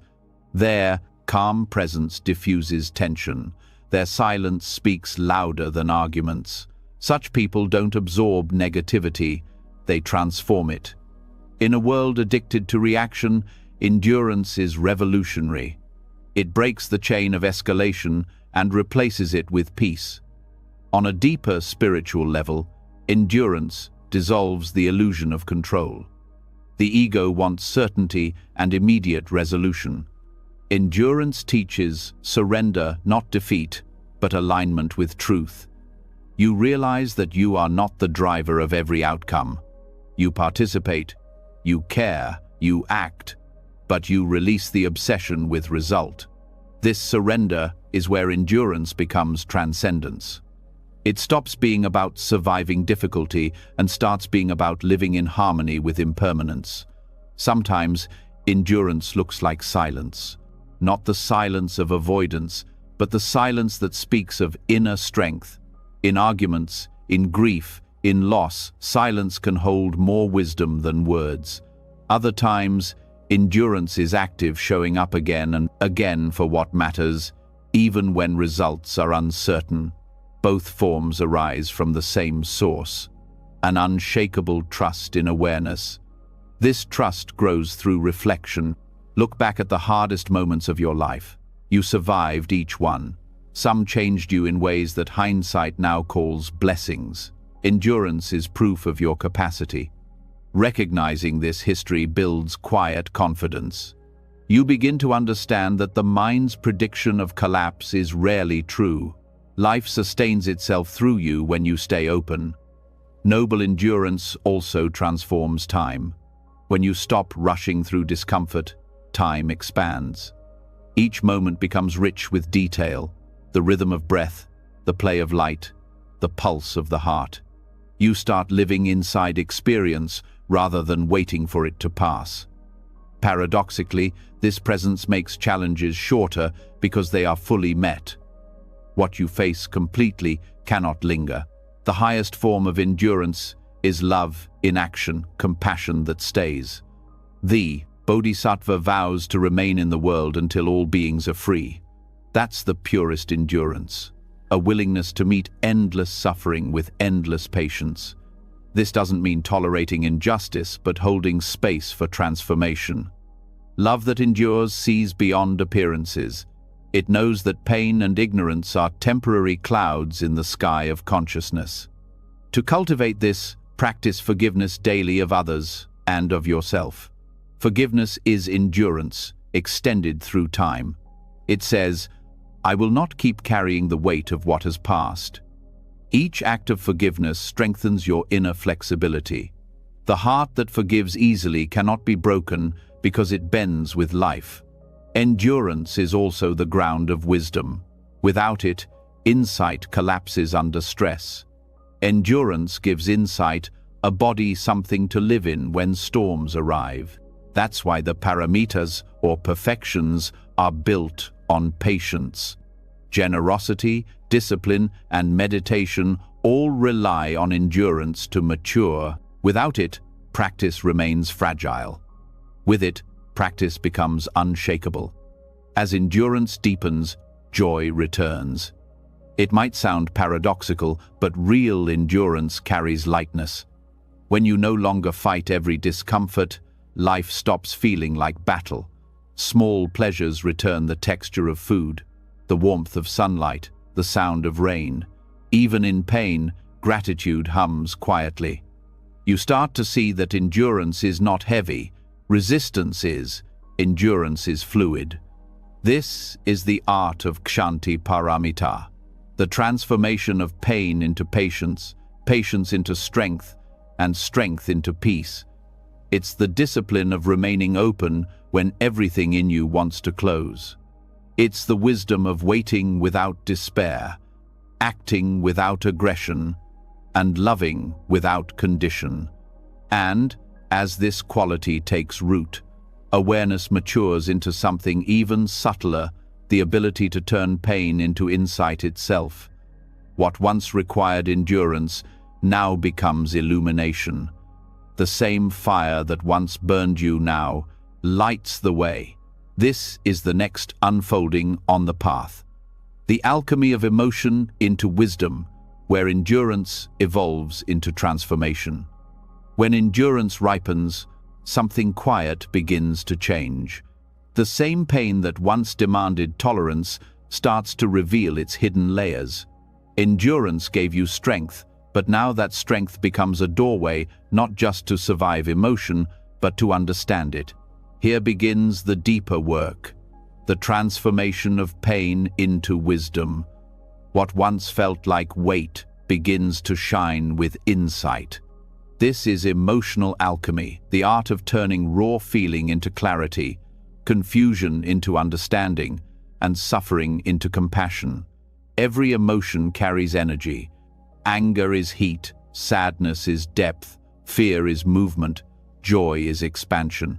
None of these energies are inherently negative. What turns them toxic is the story we attach to them and the resistance we add. Emotional alchemy is not suppression or indulgence. It's translation. It's learning to read the language of emotion instead of reacting to it. Each emotion arrives as a messenger, carrying information about our relationship with life. When you meet it with awareness, it transforms from burden to guide. Pain, in its raw form, is honest. It points to where something inside you is still attached, afraid, or unhealed. The first instinct is to avoid it, but avoidance only buries the lesson deeper. When awareness stays present, pain begins to unfold. You start to notice its texture, its rhythm, its message. It speaks not in words, but in sensations: tightening, warmth, trembling, hollowness. If you listen, it will tell you what it needs to release. If you judge it, it grows louder. Mindful observation turns this process into awakening. When you watch emotion arise and fade without interference, you see its impermanence directly. The surge that felt unbearable a moment ago begins to shift from heat to warmth, from pressure to openness. You realize that emotion is not a fixed object, it's a moving field of energy. This insight dissolves the illusion that you are the emotion. You are the awareness witnessing it. That simple realization turns pain into freedom. Buddhism calls this transformation panya, wisdom born from direct experience. It's not intellectual, it's cellular. The body itself learns that pain is safe to feel. The nervous system rewires.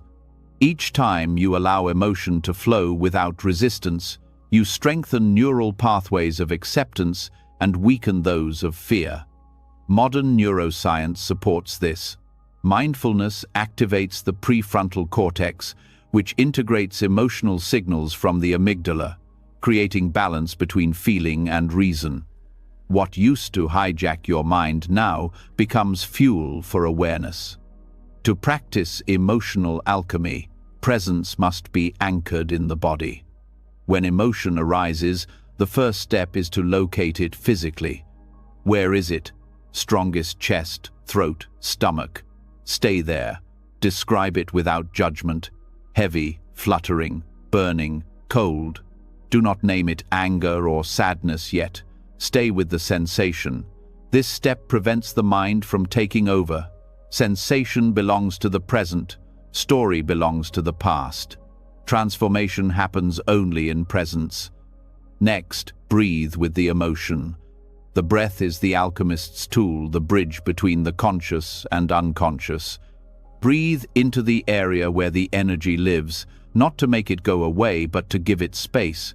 Breath is awareness in motion. It teaches the body that pain can exist without danger. As you continue, the energy often begins to move or soften. Sometimes tears flow, sometimes warmth spreads. These are signs that resistance is dissolving. The heart of emotional alchemy is curiosity. When you approach pain with curiosity, you disarm it. You stop being its victim and become its student. Ask gentle questions. What is this emotion trying to show me? What belief does it reveal? What part of me feels unseen or unheard? Each question opens a door. Often, you'll discover that strong emotions arise not from the present situation, but from echoes of the past childhood wounds, unmet needs, moments of rejection.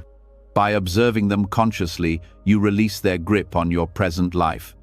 Awareness turns emotional pain into wisdom because it reveals its source. Anger, for instance, is often a shield for vulnerability. When you stay with anger long enough, you may feel the sadness beneath it, the sadness of being misunderstood or hurt. That sadness, when accepted, transforms into empathy. Fear, when met fully, reveals the longing for safety and trust. Once you recognize that, fear becomes awareness of fragility, a teacher of care. Every emotion, when seen to its core, contains the seed of its opposite virtue. That's the true alchemy. In the practice of insight meditation, this process unfolds naturally. The meditator watches thoughts, sensations, and feelings arise and pass like waves. Over time, the layers of reaction thin out. You stop chasing pleasant states and stop fleeing unpleasant ones. Pain loses its identity as mine. It becomes movement within consciousness, neutral, informative, alive. When you see emotion this way, it becomes your teacher rather than your tormentor. There's a Tibetan saying, "The obstacle is the path." Emotional alchemy embodies this truth. What you call obstacles, grief, betrayal, loss, are not detours from awakening. They are the very gateways. Each wound contains energy that, when met with awareness, turns into wisdom. Just as heat transforms raw ore into gold, presence transforms suffering into insight. You cannot skip this process because wisdom that bypasses pain remains theoretical. Wisdom that arises from pain is indestructible. The key difference between reaction and alchemy is willingness. Reaction contracts, willingness expands. When you're willing to feel without escape, the pain changes form. This willingness is not masochism, it's surrender to truth. It's saying, "This is what's here. Let me see it clearly." The ego fears this because its identity depends on avoidance. But once you stop running, you discover that emotion cannot actually harm awareness. It only reveals where the illusion of self was holding on. One powerful method for this transformation is labeling emotion with mindfulness, not to define it, but to recognize it. For example, when sadness arises, gently say to yourself, "Feeling of sadness." This simple acknowledgement separates awareness from the emotion without suppressing it. Research shows that labeling emotions reduces activity in the brain's emotional centers, allowing the rational mind to stay online. It's as if the mind says, "I see you," and the emotion relaxes. Recognition itself begins the alchemy. There is also the practice of Tonglen, or sending and receiving. When you feel emotional pain, breathe it in as if you are inhaling not just your suffering, but the shared suffering of all beings. Then exhale compassion and relief to everyone experiencing the same. This shifts the focus from my pain to the universal experience of pain. The emotion that once felt isolating now connects you to others. Compassion replaces contraction. What was once heavy becomes radiant. Alchemical transformation also requires honesty. You cannot change what you won't face. Many people disguise emotions behind spiritual ideals, calling anger passion, fear, intuition, or sadness depth. This only delays growth. Real transformation begins with radical honesty, naming what is truly there, even if it feels raw or unflattering. Awareness that includes imperfection without judgment creates the conditions for change. As awareness refines, you begin to see that every emotion is temporary. No matter how intense, it cannot stay. This insight alone softens fear. When you trust impermanence, you stop clinging to pleasure and resisting pain. You let emotions come and go like weather. This natural flow prevents stagnation. Emotional stagnation leads to suffering. Movement restores health. This is why allowing grief to move through tears is cleansing, while holding it back becomes depression. The body is an essential participant in this process. Each emotion has a corresponding posture, breath pattern, and muscle tension. When you consciously relax these physical expressions, you give the emotion room to evolve. For example, loosening the jaw and lengthening the exhale during anger reduces its heat. Placing a hand on the heart during sadness signals safety to the nervous system. The body becomes the laboratory of transformation, where awareness and sensation meet. Emotional alchemy also teaches you to recognize secondary emotions, the emotions about emotions. Shame about fear, guilt about anger, pride about sadness. These layers multiply suffering. Awareness can peel them away by noticing, here is fear, followed by, here is shame about fear. Each layer seen clearly loses strength. Eventually, you reach the raw core, the original emotion, and meet it with compassion. That meeting is liberation. Another vital insight is that emotion and thought feed each other. Thoughts intensify emotion. Emotion fuels thought. Breaking this loop is central to transformation. Mindfulness interrupts the feedback cycle by bringing attention to direct sensation rather than narrative. When you stop telling yourself why you feel something, the emotion's energy starts to disperse. Without the mind's commentary, emotion dissolves faster and leaves clarity behind. Emotional alchemy doesn't end with personal healing.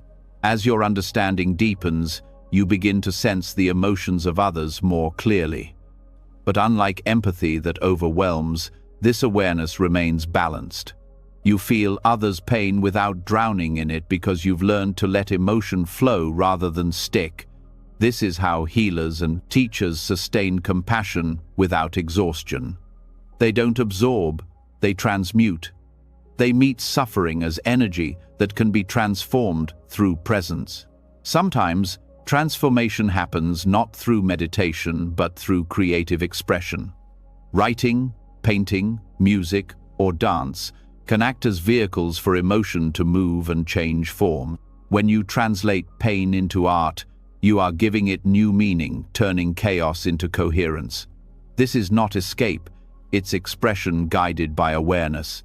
The act of creation mirrors the inner alchemy. Raw emotion becomes beauty, and beauty becomes insight. One profound aspect of this transformation is humility. Pain humbles the ego.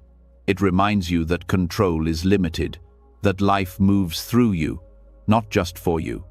When you bow to this truth, emotional turbulence becomes less personal and more natural.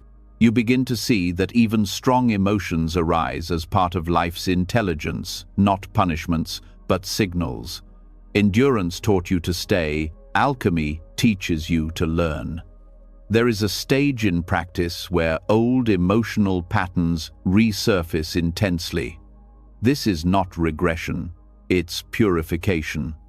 The mind, now strong enough to hold awareness, brings up repressed emotions for release. It can feel chaotic, but this is healing's rhythm, the sediment rising before the water clears. If you stay present and trust the process, the turbulence passes and leaves deep stillness behind. The same emotions that once ruled your life become portals to awakening. Emotional alchemy also involves integrating insight into action. When anger transforms into clarity, it might call for setting a boundary. When sadness becomes compassion, it might lead to service. Wisdom is not passive. It expresses itself through behavior. The mark of transformation is not the absence of emotion, but the presence of skillful response. You start to act from awareness instead of reaction. Over time, you develop what the Buddhists call equanimity, a steady mind that meets joy and pain with equal presence. This doesn't mean indifference, it means intimacy with both. Emotional balance arises naturally when you trust the process of transformation. You no longer chase highs or fear lows. You live in the middle way, where emotion flows freely without owning you. Even spiritual bliss can be transformed through this awareness. Joy, when grasped, turns into craving. When observed, it becomes gratitude. The same mechanism of transformation applies to every feeling. The moment awareness touches emotion, the duality of good and bad dissolves. All emotions become expressions of the same energy consciousness experiencing itself. This realization brings deep peace. You begin to see that what you called pain was simply energy asking to be known. The more you meet it, the less you fear it. Fear of feeling is the root of suffering. Feeling fully is liberation. Through emotional alchemy, even the heaviest grief becomes compassion, and the sharpest anger becomes courage. The final stage of transformation is silence, not the silence of avoidance, but of completion. When emotion has delivered its message, it dissolves into quiet awareness. That stillness is not empty. It is full of understanding. It's the same stillness you touched in the moment before resistance, now enriched by the wisdom gained through endurance. This silence is the true gold of emotional alchemy, not the absence of feeling, but the peace that arises when every feeling has been seen, felt, and released. And from this stillness, a subtler challenge emerges, the awareness of how even healing can become attachment. The mind that once suffered now seeks identity in being healed. This next turning asks a deeper question. What happens when even the desire to be free becomes another form of bondage? The answer lies ahead, in the understanding of the subtle ego within suffering, where even the pursuit of healing must finally be let go. When emotional alchemy matures, the heart becomes lighter and awareness begins to taste freedom. But here, at the very edge of awakening, a quieter illusion hides in plain sight. It is subtle, refined, almost noble. It wears the language of healing, the posture of spirituality, and the smile of serenity. Yet beneath it lies the same ancient root, the ego. The difference is that now, it no longer claims identity through pain. It claims identity through the desire to escape it. This is the subtle ego in suffering, the self that wants to be free so badly that it turns freedom itself into another possession. It begins softly. You start to notice progress in your path, calmer reactions, deeper insight, more peace than before. But the mind, conditioned to measure and achieve, turns these shifts into milestones. It begins to whisper, I am healing, I am awakening, I am evolving. The old I that once said I am broken now says I am spiritual. The costume changes, but the actor remains. This is the hidden trap of transformation, turning growth into another story of self. The ego survives, by comparison. When pain defined it, it compared suffering. When healing defines it, it compares peace. I am calmer than I was before. I am more aware than they are. I no longer get triggered. These sentences sound harmless, even encouraging, but each one secretly reinforces a sense of me at the center. And as long as the me is there, suffering has a seed to return to.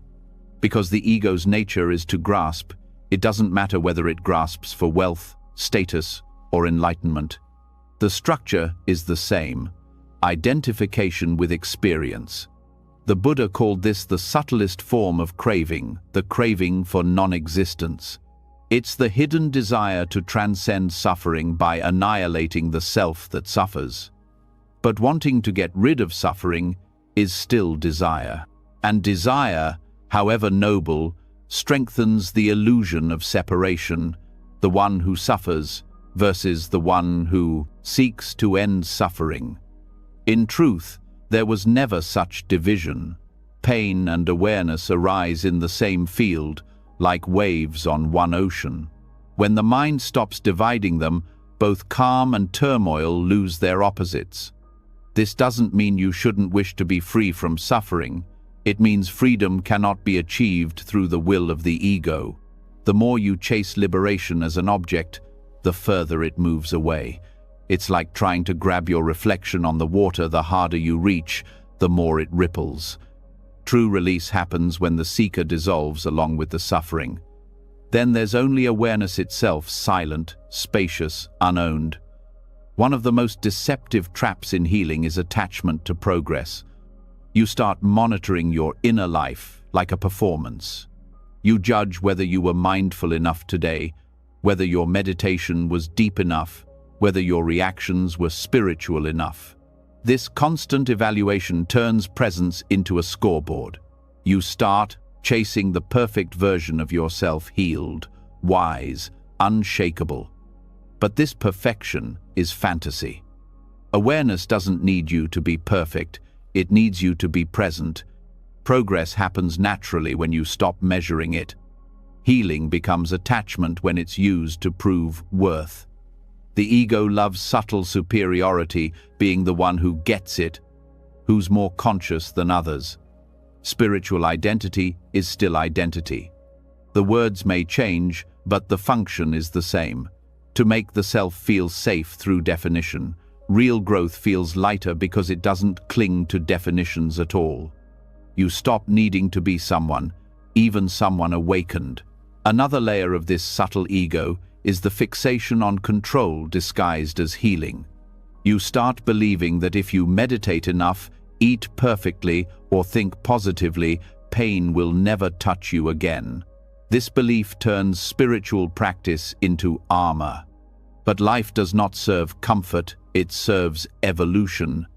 Pain still comes, not to punish, but to keep you real. When you see this, you realize that true freedom is not control over experience, it's openness to all of it. At the root of the subtle ego lies fear, the fear of disappearing. The self, sensing its dissolving edges, clings even harder to identity through spirituality.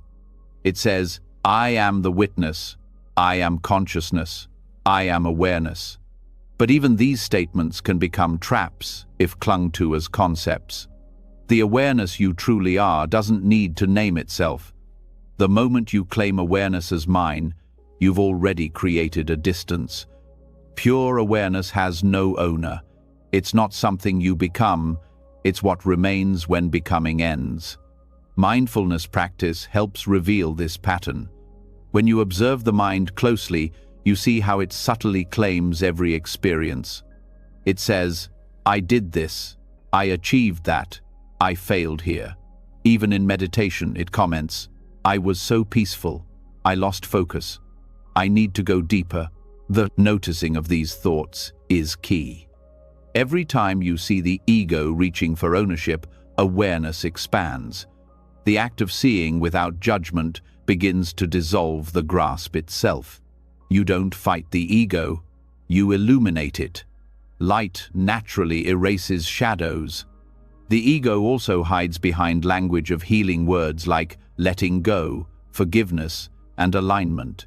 These are beautiful when authentic, but when used as decoration, they become spiritual avoidance. You can say, I've let that go 1,000 times, and still carry resentment quietly in your chest. The difference lies in embodiment. Real healing doesn't need to be announced. It shows itself through gentleness, through the absence of inner tension, through your ability to meet life as it is. This subtle ego also expresses itself through the obsession with constant positivity. The idea that spirituality means always being calm, grateful, or joyful is another disguise for rejection of truth. Life includes darkness. Trying to avoid it in the name of high vibration is the ego's way of staying safe. Awareness that includes both light and shadow is true wholeness. You can only transform what you're willing to see. Pretending to be enlightened is the fastest way to stay asleep. True humility arises when you recognize how the ego infiltrates even your purest intentions. It's humbling to realize that the desire for peace can become a form of greed. Yet this humility is liberation itself. Once you see the pattern clearly, it loses its authority. The self that wants to awaken cannot survive its own scrutiny. When you look for it directly, the one who seeks, the one who heals, the one who resists, you find nothing solid. That absence is not loss, it's freedom. In practice, this means staying aware of how your spiritual path makes you feel about yourself. If it inflates pride or deepens guilt, the ego has hijacked it. True practice softens judgment. It brings kindness toward both the part that still clings and the part that longs to release. You start to treat the ego not as an enemy but as a child who misunderstood life. It's just trying to protect you. When you stop fighting it, it relaxes. When it relaxes, its grip on suffering weakens. The ego thrives on time. It says, "I was once broken, and someday I will be healed." Awareness lives only now. The moment you rest in now, there is no brokenness, no future self waiting for arrival. Healing is not a destination, it's the continuous unfolding of presence. The mind loves stories of evolution because stories guarantee continuation. Awareness doesn't need a story, it's already complete. One of the subtlest traps is attachment to the role of the wounded healer. You begin helping others not purely from compassion, but from the unconscious need to maintain identity through purpose. You want to be needed, to be recognized as wise or nurturing. The ego disguises this as service, but it's self-preservation. Real service has no agenda. It flows naturally because compassion is what remains when self-interest falls away. You don't serve to fix others. You serve because the boundary between self and other has dissolved. Awareness also exposes the ego's attachment to purity. The belief that awakening means transcending all human emotions is false. Enlightenment doesn't sterilize experience. It makes it more intimate. Anger, sadness, pleasure all still appear, but without the story of me. When the ego clings to purity, it judges itself harshly for any trace of shadow. This leads to repression and guilt disguised as discipline. True spirituality is messy, honest, alive. It's not about escaping humanity, it's about embodying it consciously. Even meditation can feed the subtle ego when used to escape discomfort. Sitting quietly becomes a way to control the mind rather than to know it. You start expecting every session to bring peace, and when it doesn't, frustration arises. The ego says, "I should be beyond this." But awareness replies, "Who is this I that should be beyond anything?" That question cuts through illusion instantly. Meditation, when practiced correctly, is not about achieving stillness, but about meeting what's already present, restlessness included. In deep introspection, you'll find that the ego's favorite fuel is judgment, even self-judgment for having ego. You start to think, "I shouldn't have these thoughts anymore," or "I'm failing at awareness." This meta-judgment creates endless loops of self-critique. The way out is radical acceptance.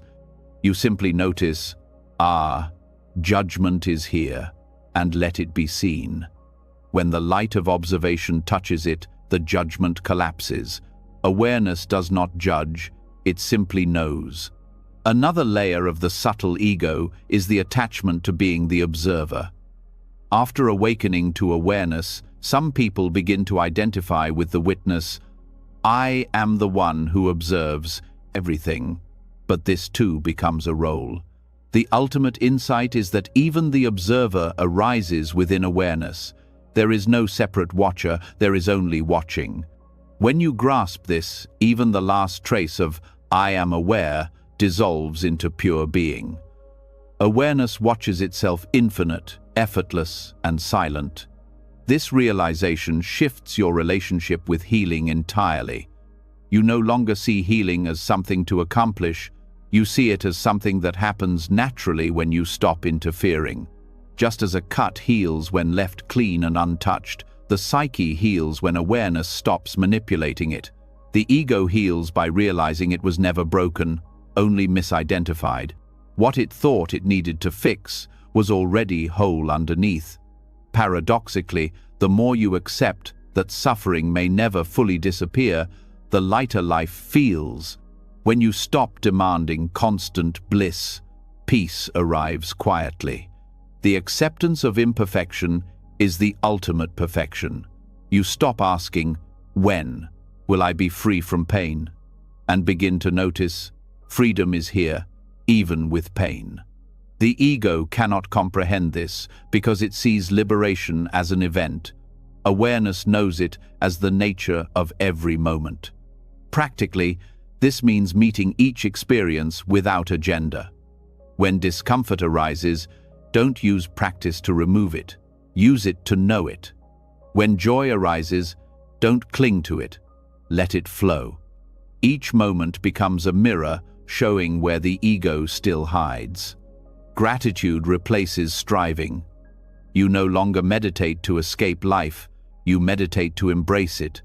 Healing stops being a goal and becomes a side effect of honesty. In relationships, this understanding softens everything. You stop trying to fix others or make them see the light. You respect their process as part of the same unfolding consciousness. You realize that your peace doesn't depend on their awakening. This humility dissolves superiority and creates genuine connection. Love becomes less possessive, more open, a silent recognition of unity rather than a performance of care. The subtle ego also hides in spiritual disappointment, the feeling of failure when enlightenment doesn't arrive as expected. You may think, "I've practiced for years. Why do I still suffer?" But the question itself is the ego's voice. It measures progress as if awakening were a product. Awareness doesn't accumulate, it unveils. Each moment of sincerity is already awakening in action. The rest is the ego's impatience for results. Eventually, you start to laugh at the entire play, the seeker, the search, the frustration, the breakthroughs. You see that it was always awareness experiencing itself in different disguises. Laughter here is sacred. It's the release of cosmic irony. The ego's effort to dissolve itself is like a wave trying to stop being water. When you see this, striving ends naturally. What remains is simplicity, being as you are. At this point, practice becomes effortless. You no longer meditate to become peaceful. Meditation is what peace does when left alone. You no longer heal to achieve wholeness. Healing is what wholeness expresses as it remembers itself. The ego may still arise, but it's transparent, like a shadow dancing on sunlight. It's seen, but it no longer defines. Freedom, then, is not the death of the ego, but its integration. The self remains as a functional tool, a name, a story, a way to navigate the world, but not as truth. You can use it without believing in it. It becomes light, playful, useful. You no longer need to destroy it, you simply stop mistaking it for who you are. And from this effortless clarity, the next lesson unfolds naturally: how to extend this freedom outward without exhaustion. Because when the ego no longer clings, compassion flows without fear of depletion. The next step of wisdom explores how to sustain boundless compassion without burnout, the art of giving without losing yourself, of feeling everything without drowning in it. When the ego loosens its grip, the heart naturally begins to expand. Compassion arises not as effort, but as a quiet, effortless knowing that all beings move through the same tides of pain and joy. But even this radiant openness holds its challenge. The more deeply one feels, the easier it is to become drained by the world's suffering. The sensitive mind begins to absorb everything: the grief of others, the noise of injustice, the endless ache of empathy. This is where compassion, if misunderstood, becomes exhaustion. And yet, in the great Buddhist traditions, monks and teachers sustain compassion for all beings without depletion. How? Because they do not carry suffering, they understand it.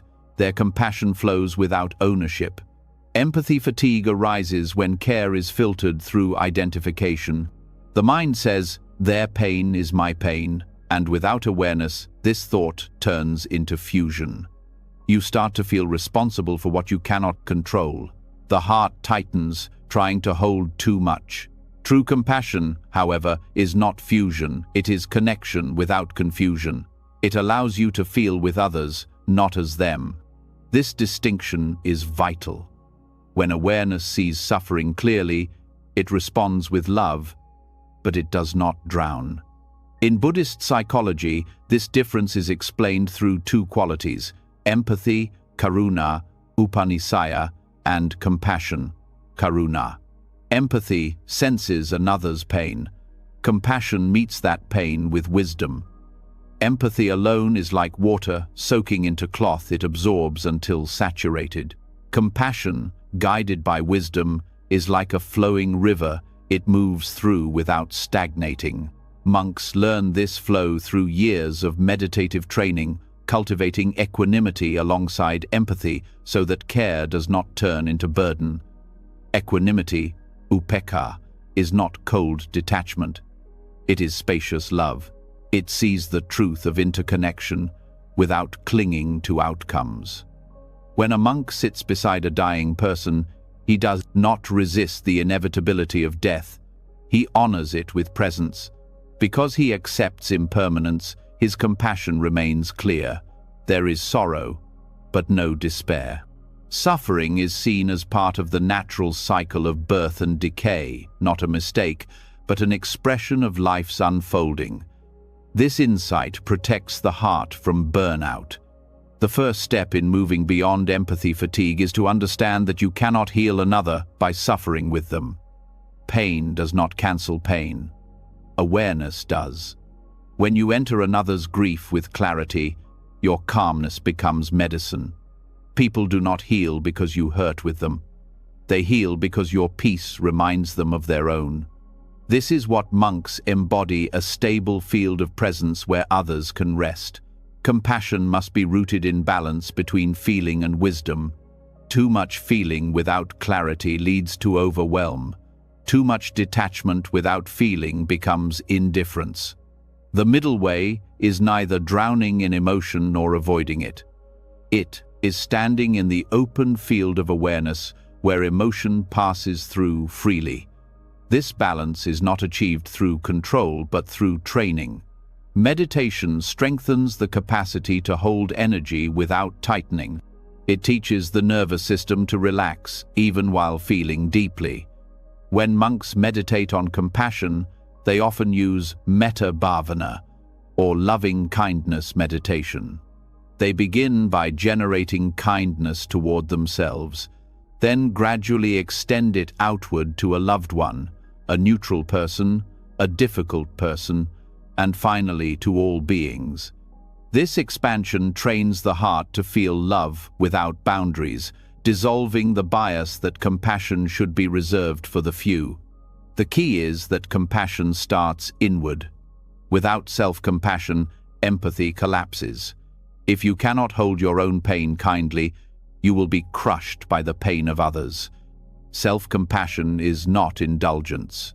It's the recognition that your suffering, too, belongs to the circle of care. Many people exhaust themselves because they give what they refuse to receive. They offer understanding to others while silently judging themselves. The heart then becomes divided, generous outwardly, but barren inwardly. Monks understand that to serve others, one must first sustain the inner flame. Self-care in Buddhism is not selfishness, it's maintenance of clarity. A crucial aspect of boundless compassion is perspective.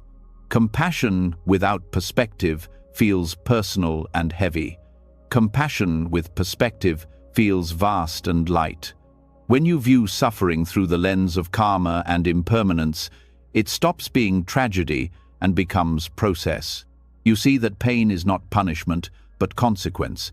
It's how life balances itself. When you meet someone suffering from this understanding, you no longer pity them, you respect their path. You support without taking ownership of their journey. Empathy fatigue also arises from a hidden expectation, the unconscious belief that your compassion should fix others. When outcomes fail to match that expectation, frustration grows. True compassion does not aim to fix. It simply shines presence into darkness. The Buddha served countless beings, yet never claimed to save anyone. He offered the path, not salvation. In the same way, your role is to be a mirror, not a rescuer. When you release the need to fix, compassion becomes endless because it flows without resistance. This approach redefines boundaries. Many equate compassion with saying yes to everyone, but wise compassion includes saying no when needed. A monk may refuse to participate in harm or enable destructive behavior, not from coldness, but from clarity. Compassion sees that indulging ignorance is not kindness. Setting boundaries preserves energy for service that truly helps. In this way, compassion and discernment walk together. The physiology of compassion also explains why burnout happens. Empathy activates the same brain regions that respond to personal pain, the anterior insular and anterior cingulate cortex. Without mindfulness, repeated exposure leads to fatigue. Compassion, however, activates different circuits areas linked to reward and positive motivation, like the ventral striatum. This means compassion, unlike empathy, energizes rather than drains. The difference lies in perception. Empathy feels pain as mine, compassion sees it as ours. In Buddhist practice, compassion is supported by three pillars: wisdom, equanimity, and joy in giving. Wisdom sees suffering clearly without judgment. Equanimity keeps the heart balanced amid emotional waves. Joy in giving, called mudita, turns service into delight. When these three qualities merge, compassion becomes self-sustaining. It doesn't consume energy, it generates it. This is why monks, even after decades of serving the sick, teaching and meditating, radiate freshness instead of fatigue. Their compassion flows from an infinite source awareness itself. To cultivate this in modern life, start small. When someone shares their pain, listen without rushing to respond. Feel the emotion in the body, the urge to fix, the tightening in the chest, and breathe. Let awareness witness both your reaction and their words. By staying grounded in your own presence, you prevent emotional contagion. Then, speak or act only from calmness, not compulsion. Compassion guided by clarity restores energy instead of depleting it. One of the silent killers of compassion is guilt. Many people feel guilty for not doing enough, for needing rest, for saying no. But guilt is just another form of ego. It says, I should be more than human. Monks release guilt through acceptance of limits. They serve fully when the body allows, and rest when it doesn't. They see no separation between stillness and service, because both are expressions of awareness. You don't need to burn to give light. The sun shines effortlessly because it simply is. Another misunderstanding is that compassion requires emotional pain. Feeling empathy does not mean suffering alongside others. Compassion feels deeply, but remains anchored in peace. When you suffer with someone, you add to the collective pain. When you remain peaceful in the face of their suffering, you offer stability. Peace, not pain, is the highest form of empathy. This shift from sympathetic pain to compassionate presence is the essence of Buddhist emotional intelligence. The monks also practice non-attachment to outcome. They plant seeds through service and teaching, but let go of when or how they bloom. This protects the heart from despair. When you attach compassion to results, you create a timeline for disappointment. When you act from love without needing control, the act itself is complete. Compassion fulfilled in its giving asks for nothing in return. Regular meditation replenishes the reservoir of compassion. Stillness is not withdrawal, it's maintenance. After long hours of service, monks return to silence to release emotional residue. The practice is like cleaning a vessel so that water remains clear. For lay people, this means setting boundaries around solitude. Rest is not laziness, it's preparation for deeper presence. Without silence, even noble service turns mechanical. Another principle that sustains compassion is non-personal awareness. When you see yourself and others as expressions of the same consciousness, giving and receiving merge, you no longer feel like a separate person sacrificing for another. You are life helping itself. This perception dissolves the root of exhaustion, the sense of a me who must hold everything. When the self disappears, energy flows effortlessly because it's no longer divided. Compassion also requires trust in the unfolding of life. You may not always see the fruits of your care, but trust that every act of kindness ripples beyond measure. Even a small gesture can plant seeds in unseen soil. The mind wants proof. The heart simply gives. Trust removes the burden of control and allows compassion to be joyful again. The Buddha described 4 immeasurables: loving, kindness, compassion, empathetic joy, and equanimity. These are called immeasurable because they expand without end. Each supports the other. Kindness opens the heart. Compassion feels the suffering of others. Joy delights in their happiness, and equanimity maintains balance. Practicing all 4 prevents compassion from turning into fatigue. You learn to feel deeply while staying light. In daily life, practice begins with awareness of small interactions. The tone of your voice with a stranger, the patience you offer to someone anxious, the kindness you extend to yourself after a mistake, each is a thread of compassion. When these moments are lived consciously, compassion becomes your natural state rather than a moral effort. You don't try to be kind, you simply stop being distracted from kindness. Boundless compassion doesn't mean endless doing. It means endless being. You serve because the heart cannot do otherwise, not because you feel obligated. When compassion flows naturally, fatigue disappears because there is no self claiming the effort. The body may tire, but the heart remains luminous. You give, rest, and give again, not from depletion but from abundance. Even suffering in the world begins to appear differently. Instead of being overwhelmed by its magnitude, you see it as the collective field of awakening. Every pain calls awareness to arise. Your role is not to erase all suffering, but to contribute light where you stand. Each act of genuine care strengthens the web of consciousness. Compassion then becomes not just an emotion, but a force, the pulse of evolution itself. In advanced practice, compassion transcends feeling and becomes presence itself. You don't think, "I should be compassionate." The distinction between giver and receiver fades. A monk tending to a sick person feels the same awareness in both bodies. That recognition is liberation in action.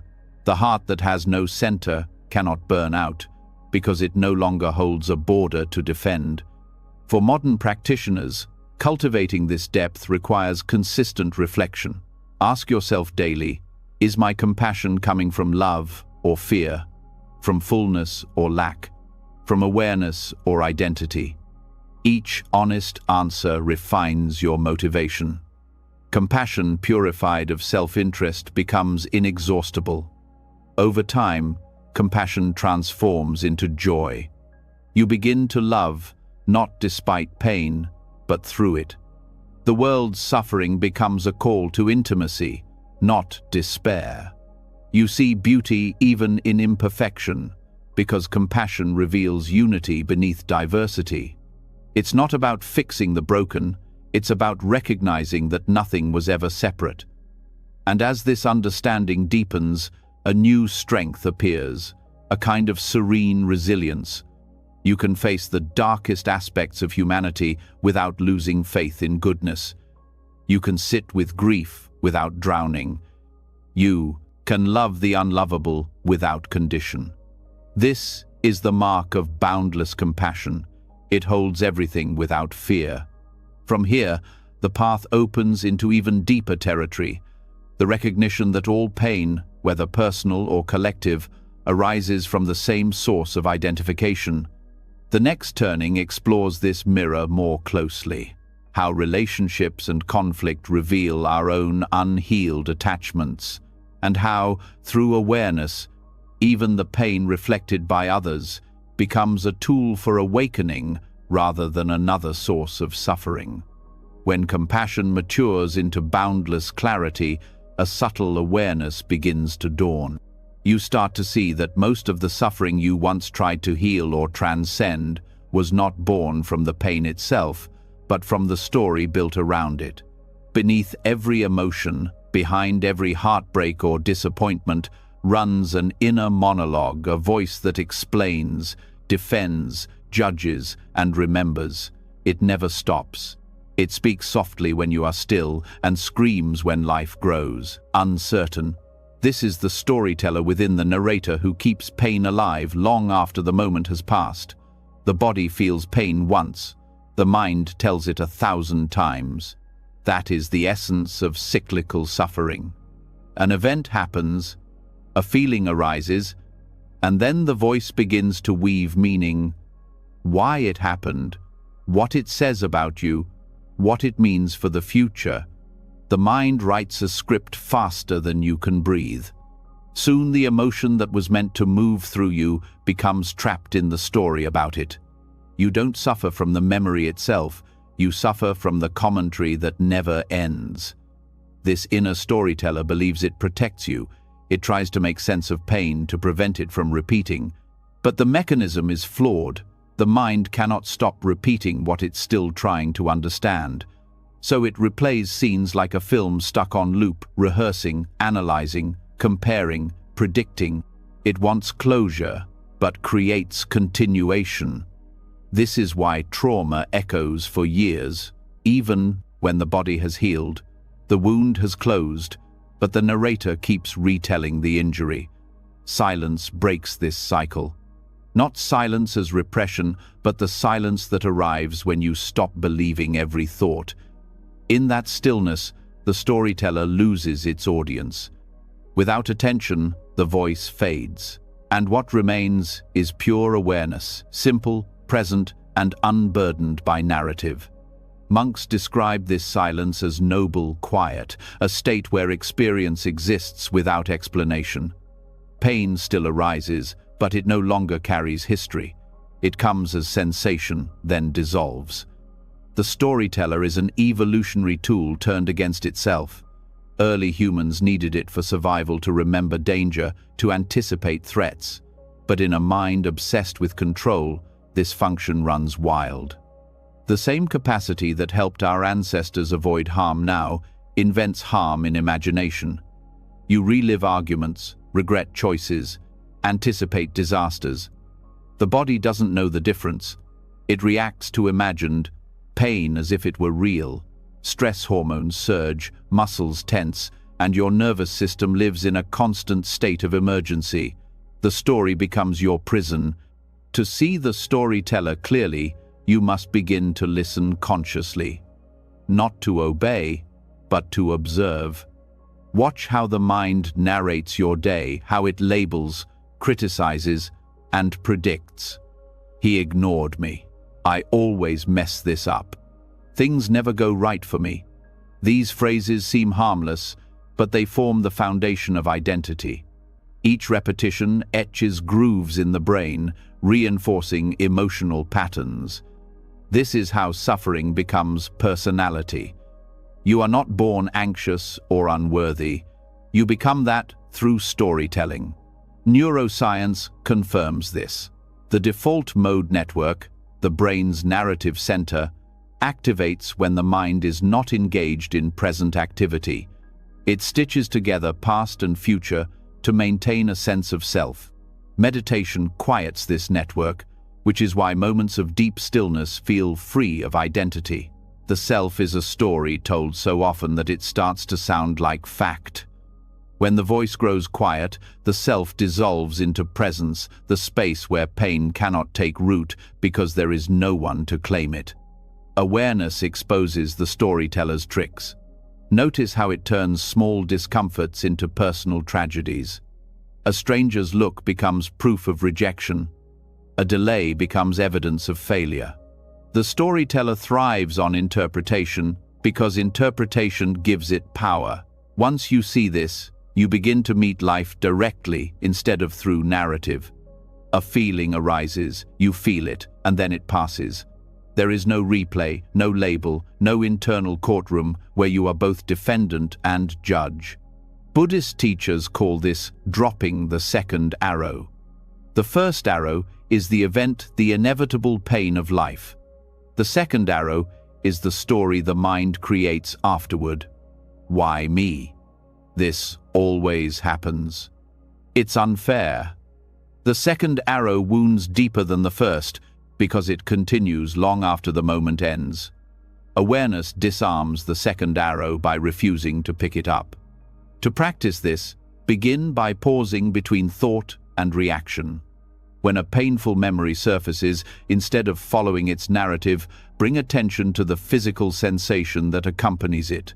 Feel the body's response, tightness, heat, pressure. Stay with that.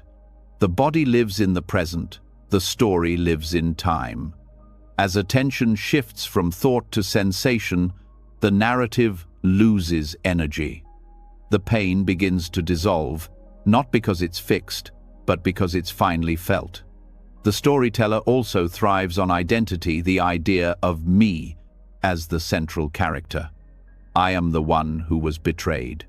I am the one who failed. I am the one who must prove my worth. Each story solidifies the self-image and demands consistency. To maintain that consistency, the mind filters new experiences to match the old script. You may reject kindness because it doesn't fit the story of being unlovable. You may sabotage peace because it contradicts the identity of being a struggler. In this way, the story doesn't describe your life, it shapes it. Breaking this cycle requires seeing identity as narrative construction. You are not the protagonist of a fixed plot, you are the awareness in which countless stories appear and fade. Every thought saying, "I am," is a scene, not the screen. When you realize this, you gain freedom to rewrite or release the story entirely. You no longer have to be the character who suffers. You can step into the silence where no character exists. Silence is the natural state beneath narration. It's not the absence of thought, but the background against which thoughts arise. You can access it through mindful pauses, moments where you stop adding commentary. While eating, just taste. While walking, just walk. When pain arises, just feel.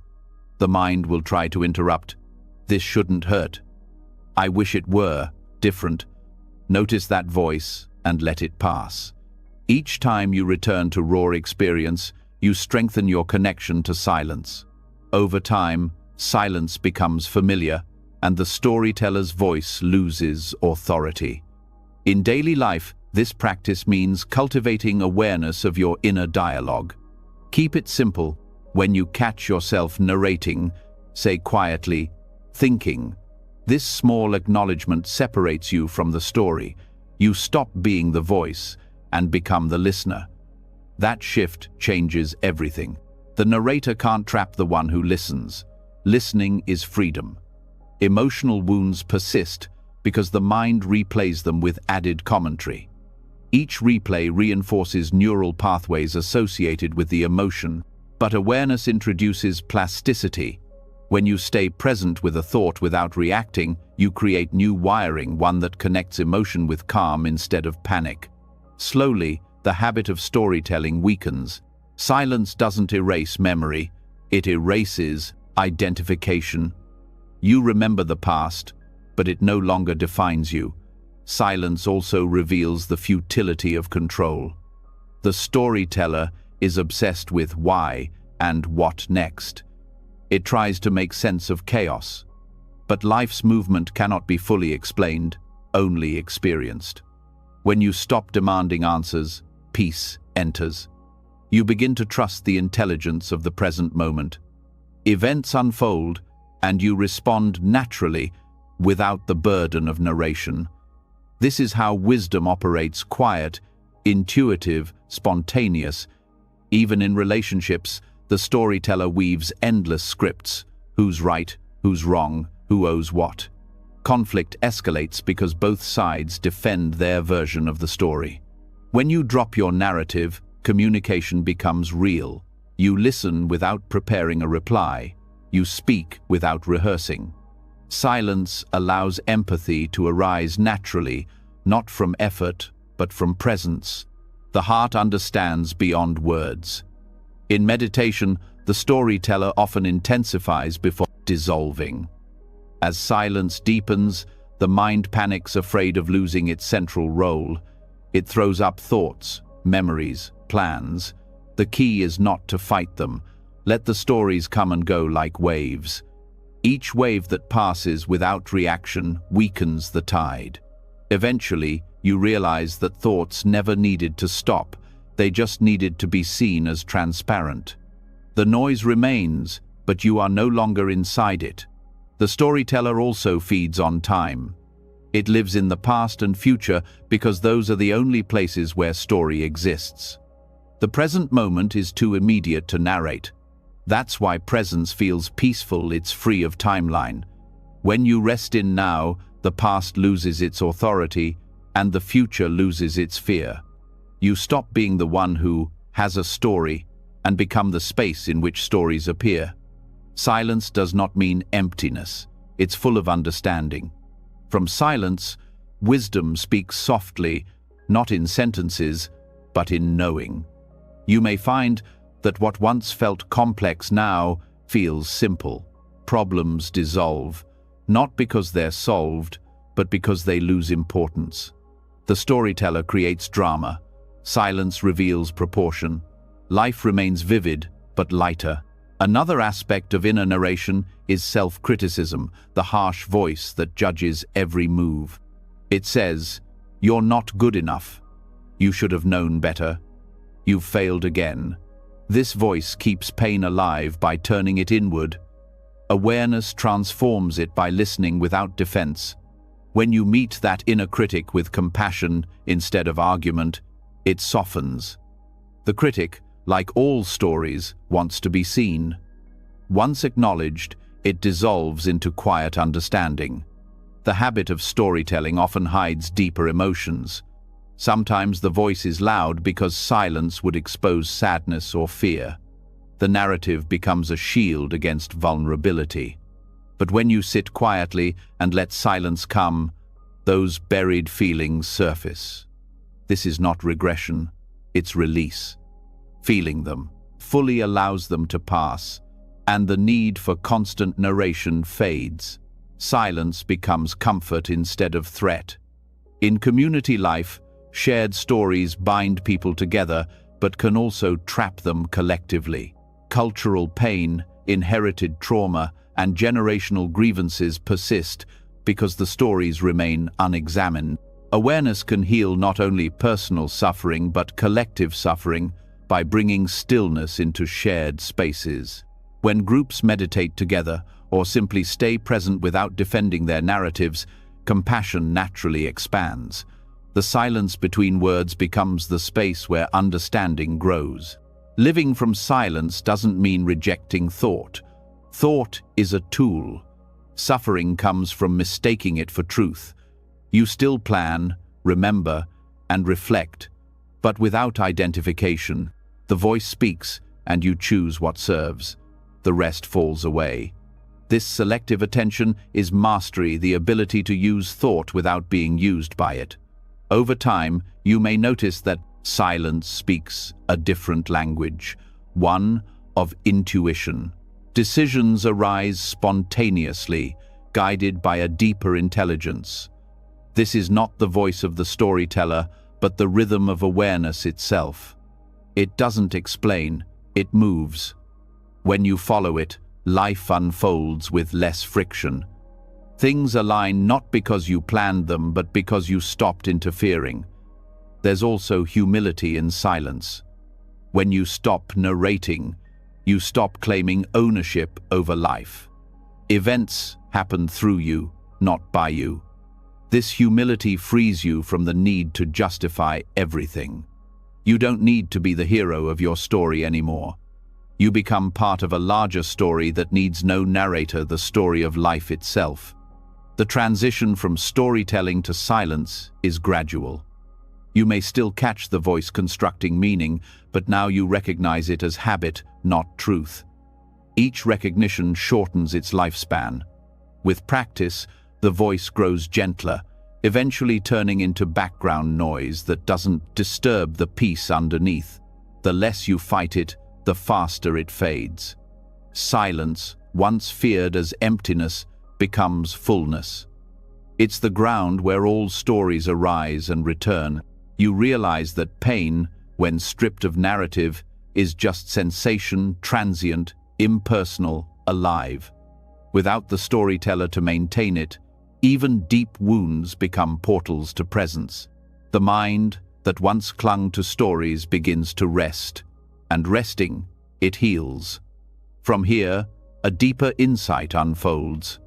Once silence is trusted, awareness begins to perceive not just the absence of story, but the impermanence of everything, how even pain and joy arise and vanish within the same stillness.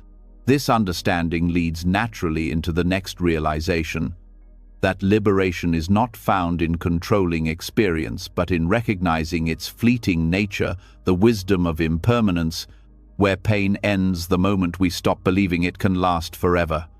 When silence deepens, perception shifts in a way that words can barely touch. The stories fade, the noise quiets, and something extraordinary begins to unfold. The direct awareness that everything you feel, every pulse of emotion, every flicker of thought, every ache in the body is in constant motion. Nothing stays.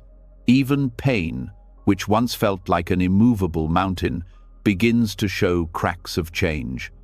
The heat cools, the tightness loosens, the memory softens. This is the gateway to temporal liberation, the understanding that pain loses power the moment you see its impermanence, not as an idea, but as a lived reality. The Buddha called this truth anicca, impermanence. It's one of the three marks of existence, yet it's also the one most easily understood in theory and most deeply feared in experience. Everyone knows things change, but few truly feel it moment by moment.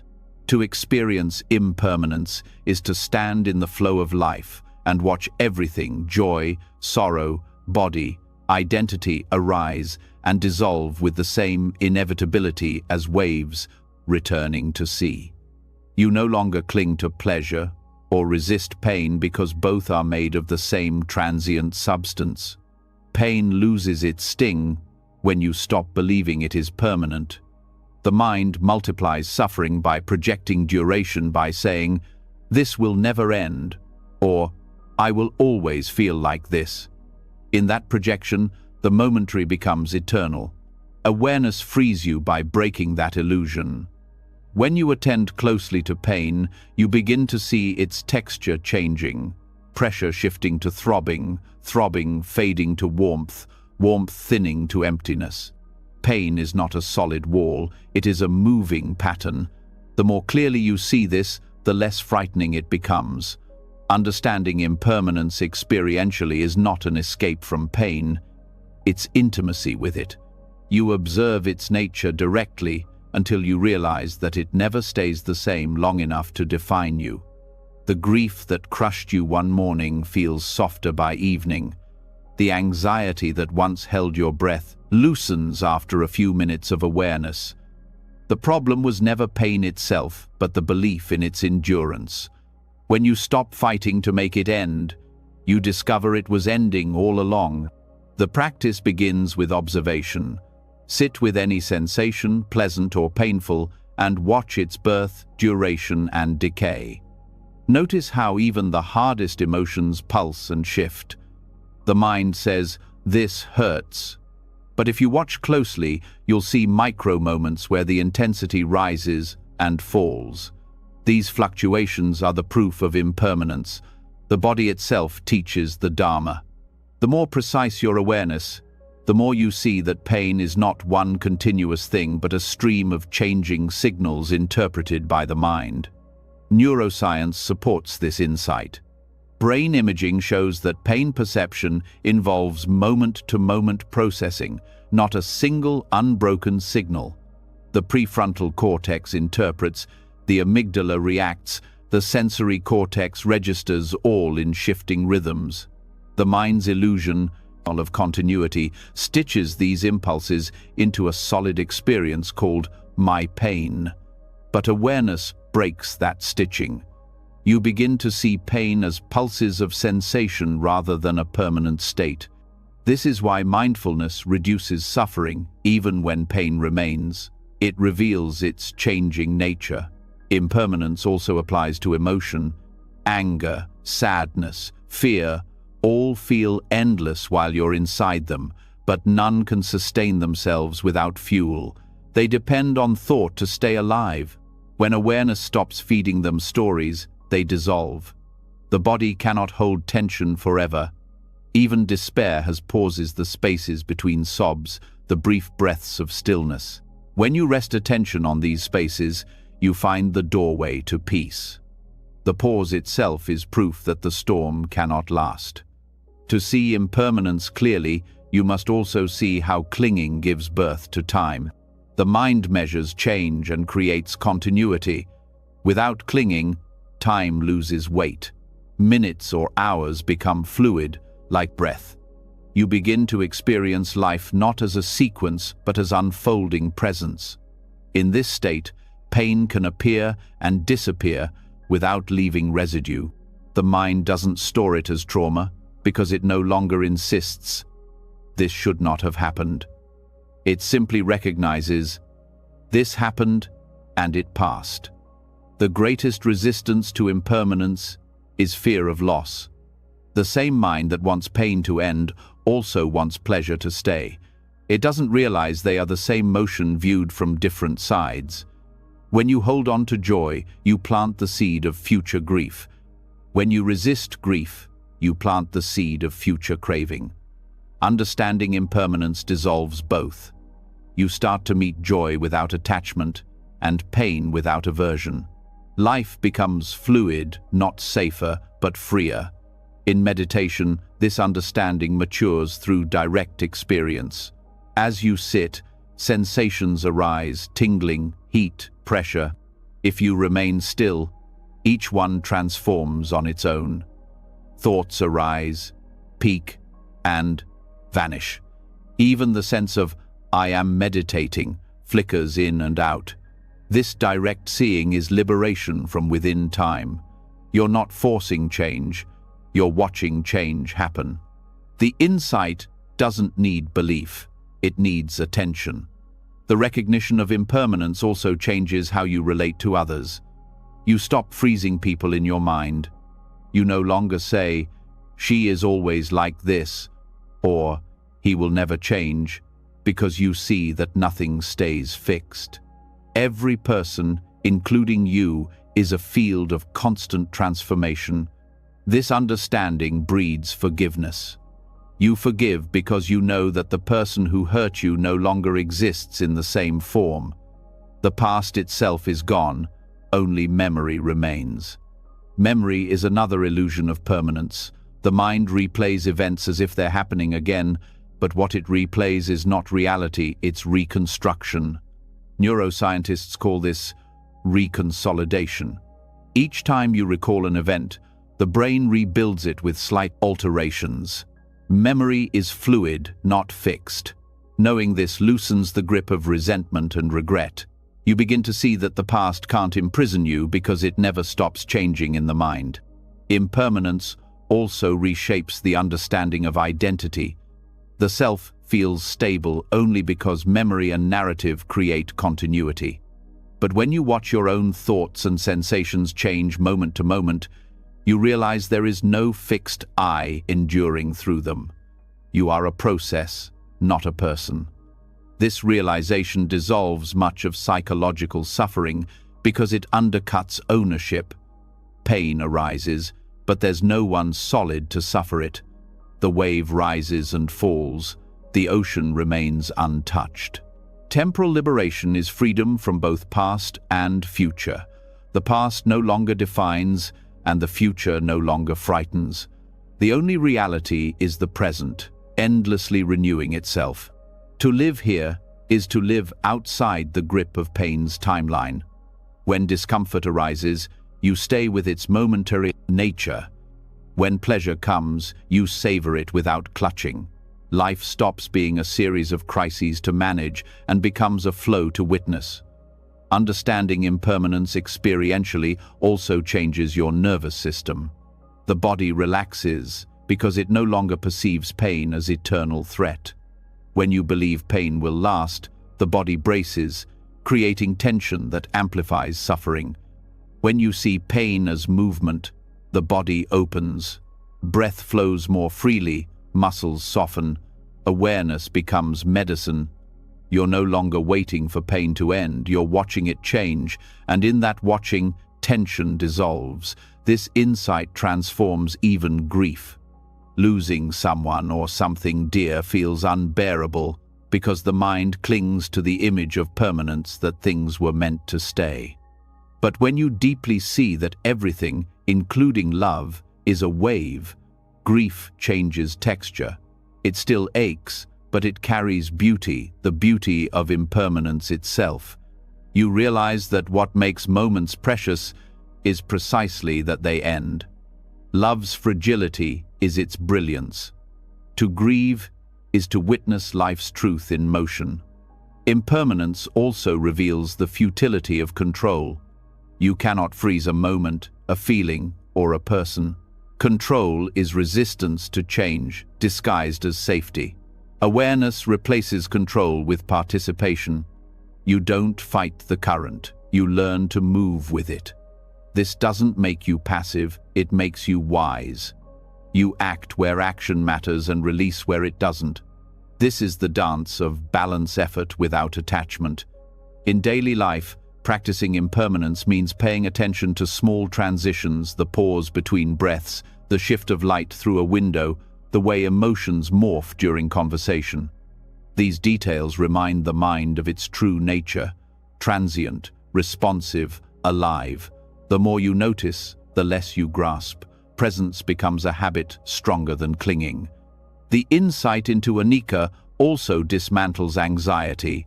Anxiety is the mind's refusal to accept change. It anticipates the future and tries to control outcomes. But the future is made of the same impermanent fabric as everything else, always changing, never arriving as imagined.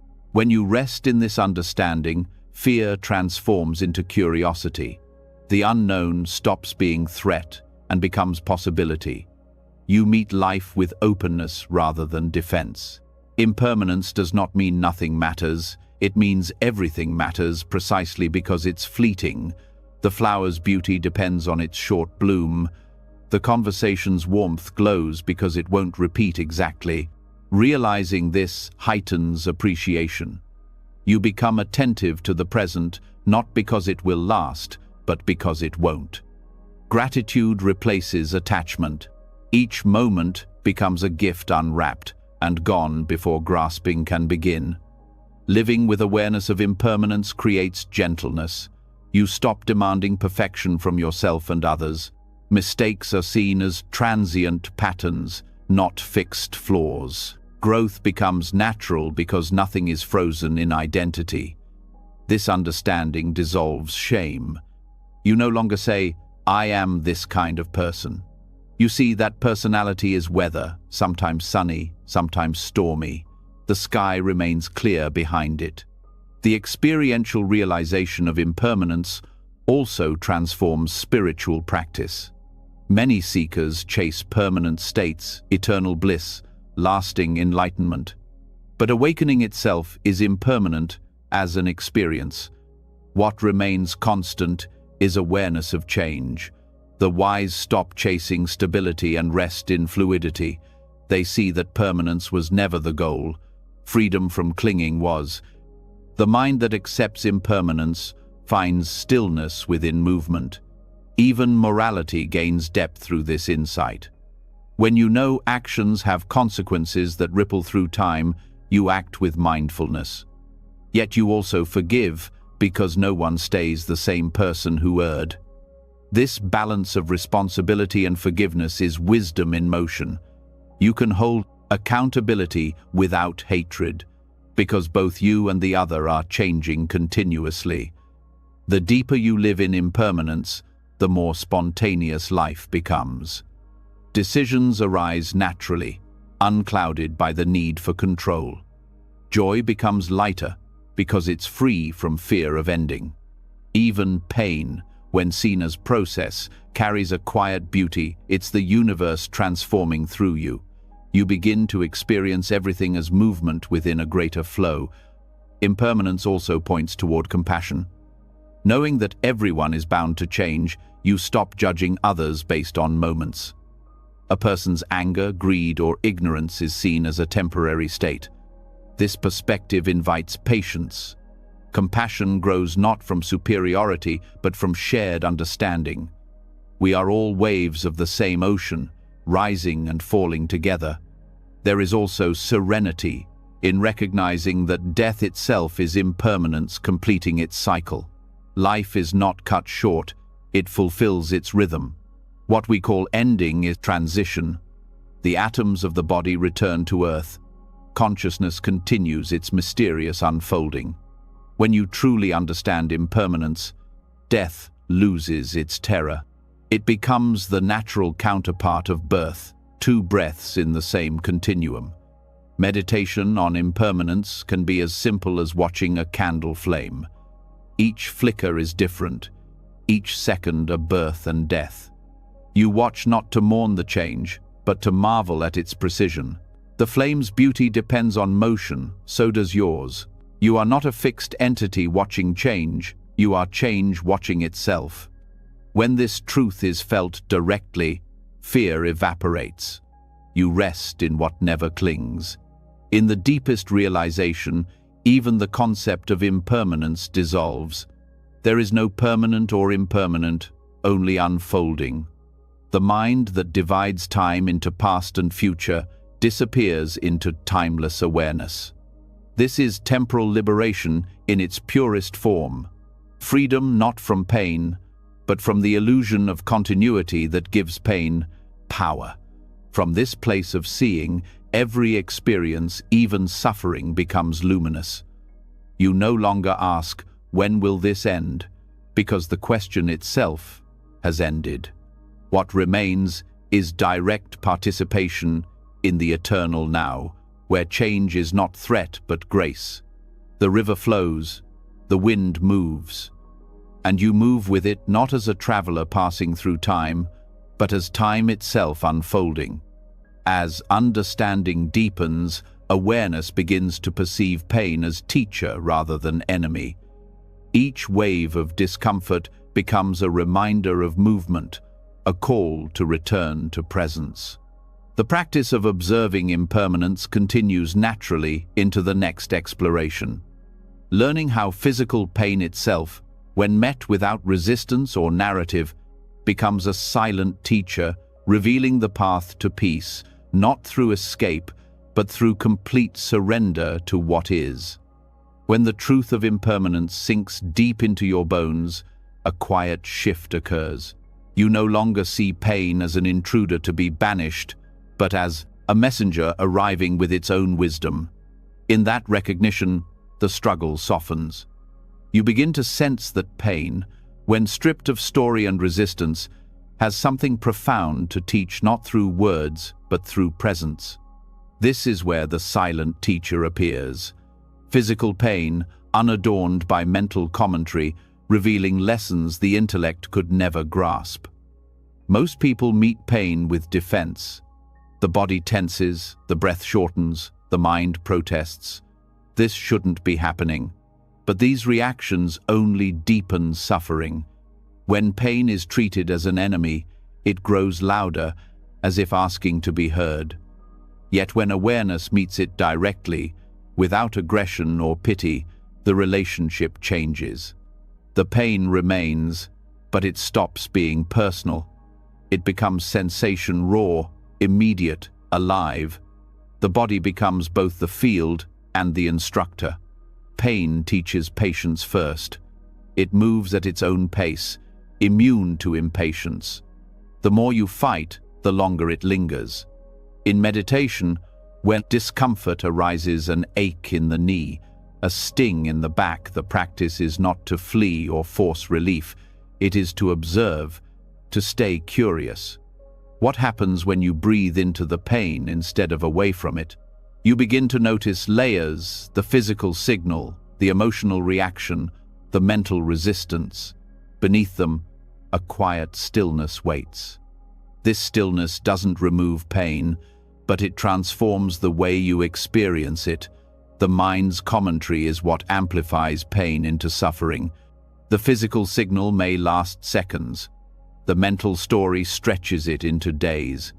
This means something is wrong with me. It will get worse. I can't live like this. Each thought adds tension to the nervous system. Awareness breaks this loop by returning attention to direct sensation. Pain as felt experience is just vibration, pressure, temperature, constantly shifting. Pain as thought is endless.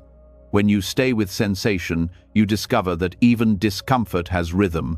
It pulses, expands, and fades. The lesson: nothing in the body is static. Chronic pain, in particular, becomes a profound teacher of presence. For those who live with it daily, escape seems impossible. Yet many long-term practitioners describe a transformation when they stop viewing pain as obstacle and begin treating it as meditation partner. Instead of asking, "How can I get rid of this?" they ask, "What can I learn from this?" Pain becomes a guide into the body's deepest layers, revealing areas of contraction, old emotion, and forgotten fear. The more awareness enters these places, the more they soften. Sometimes the pain lessens, sometimes it doesn't. But the suffering always decreases because resistance fades. This approach aligns with neuroscience. Studies show that mindfulness practice alters how the brain processes pain. The sensory areas still register it, but the emotional centers quiet down.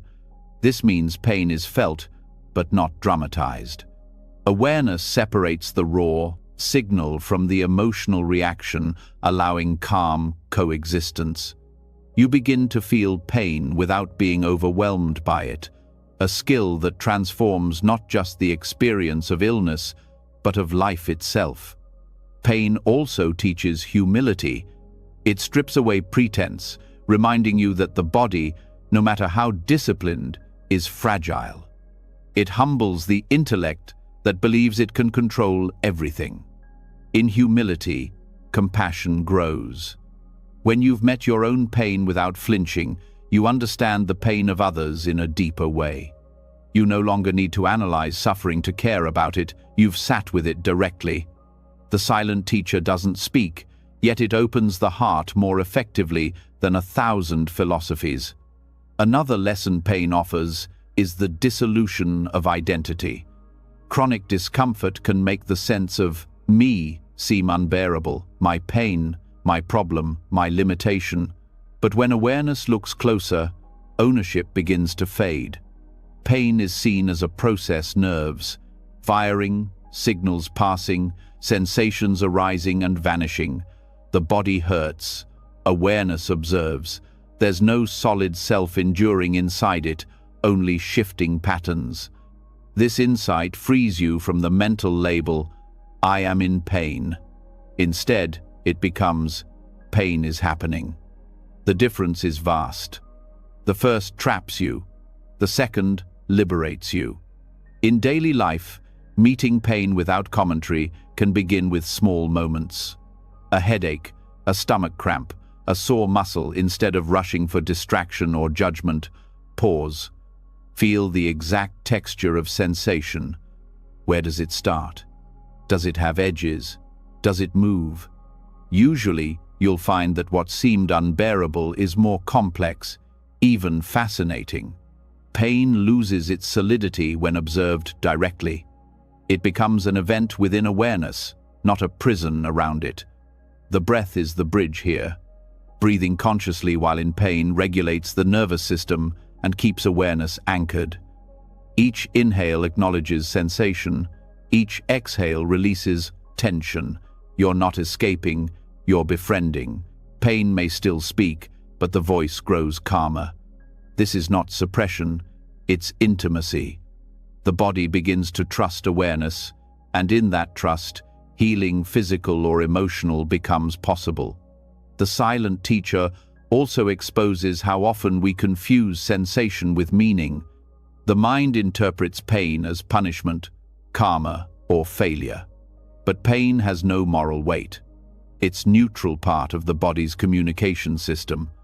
When you stop attaching stories, pain reveals pure intelligence.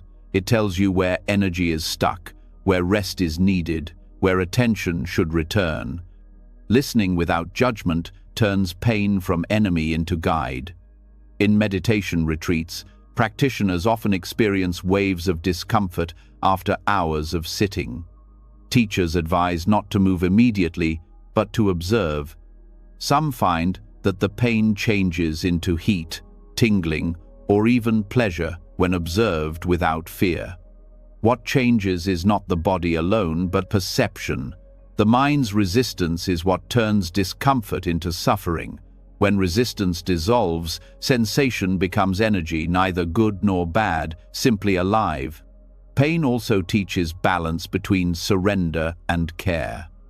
To accept pain does not mean neglecting the body, it means responding wisely rather than reacting impulsively. You learn to discern when rest, medicine, or movement is needed, and when it's simply the mind craving control. Awareness replaces panic with precision. The body's messages become clear when the mind stops shouting over them. Chronic pain challenges identity at the deepest level. It strips away the illusion that happiness depends on perfect conditions. When peace is found even amid discomfort, freedom becomes unshakable. Monks who endure illness or hardship speak of gratitude for their bodies because pain keeps them awake. It reminds them of impermanence, of the preciousness of each breath.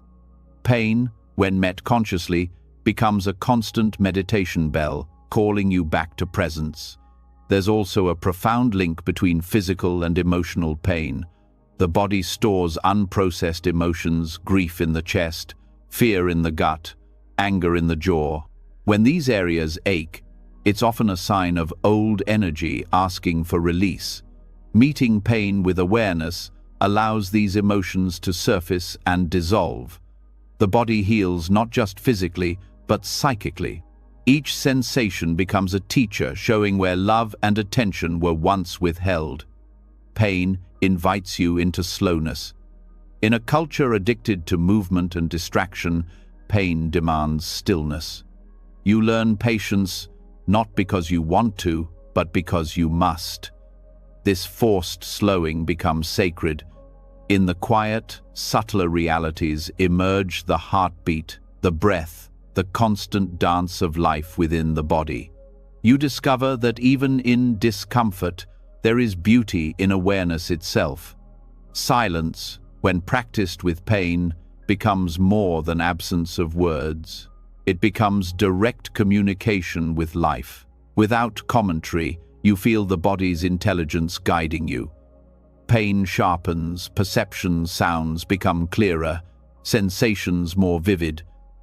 The boundary between observer and observed dissolves. What remains is experience unfolding without resistance. This is meditation in its rawest form. Pain also teaches impermanence in real time. As awareness stabilizes, you notice pain breaking apart into micro-moments arising, peaking, subsiding. You begin to trust that even the worst sensations are transient. This trust ends fear, and without fear, suffering cannot survive. Each moment of pain becomes proof of movement, a reminder that change never stops.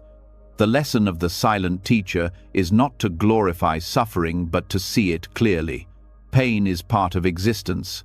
Fighting it doesn't make it disappear. Understanding it transforms its meaning. The mind seeks pleasure as validation, but awareness finds wisdom in every experience. When you can sit with pain calmly, you gain a freedom that pleasure could never give. The body, too, becomes wiser through this practice. Tension begins to dissolve because attention itself is healing. The nervous system learns that awareness means safety. Each time you meet pain without resistance, you reprogram the body to trust presence. Over time, this trust extends beyond the physical. You become less reactive to emotional discomfort, less fearful of uncertainty, more grounded in reality as it is. Pain, in its silence, also reveals interconnection. Every living being feels it: animal, human, even the smallest insect. To know your own pain intimately is to understand the universal pulse of life. Compassion grows naturally because you recognize yourself in every cry, every ache. The world's suffering stops being abstract. It becomes shared humanity. Pain, once isolating, now connects. There's an old Zen saying, "The obstacle is the path." Pain, when embraced as teacher, becomes that path. It exposes what's unhealed, unmoved, unacknowledged. It dismantles arrogance and softens pride. It makes you honest because pain doesn't tolerate pretense. You learn humility not as weakness, but as alignment with truth. The body bows before reality, and the heart follows. In time, the practice of sitting with pain without commentary leads to serenity. You stop needing the pain to end in order to feel peace. Peace becomes the space that holds pain. The sensation may remain, but the suffering disappears. This paradox is the hallmark of awakening through the body, realizing that peace and pain can coexist without contradiction. From this clarity, gratitude arises. Not gratitude for the pain itself, but for the depth of awareness it awakened. Every pulse of discomfort became a doorway to insight. Every moment of endurance revealed a new layer of compassion. The silent teacher gave lessons no book could offer: patience, humility, presence, and love beyond preference. The more you listen, the more subtle its teaching becomes. You begin to see that even physical sensation is not solid. It's a dance of energy perceived by consciousness. You are not inside pain. Pain is appearing within you. When this truth settles, you realize that even pain cannot touch awareness. The silent teacher then completes its work, showing you that you were never the one suffering, only the one observing. And from here, another dimension of understanding unfolds naturally. Once pain is no longer the enemy and awareness no longer flees from discomfort, a new insight appears. That suffering itself is not punishment, but a reverberation of energy, seeking balance, not blame. The next teaching explores this in depth. How to see pain as karma's echo rather than cosmic judgment, transforming guilt into understanding and resistance into release. When the body has been met with awareness and pain has been seen as teacher rather than enemy, another veil begins to lift. You start to wonder why certain kinds of suffering seem to repeat patterns that return in different forms, lessons that reappear until understood. Some call it coincidence, others fate. But in the language of Buddhist wisdom, This recurrence is known as karma, not punishment, but resonance. Karma is the echo of energy, the continuation of cause through time. When pain revisits, it's not life-seeking revenge, it's life-seeking balance. Karma, stripped of superstition, is simply the law of cause and effect in motion.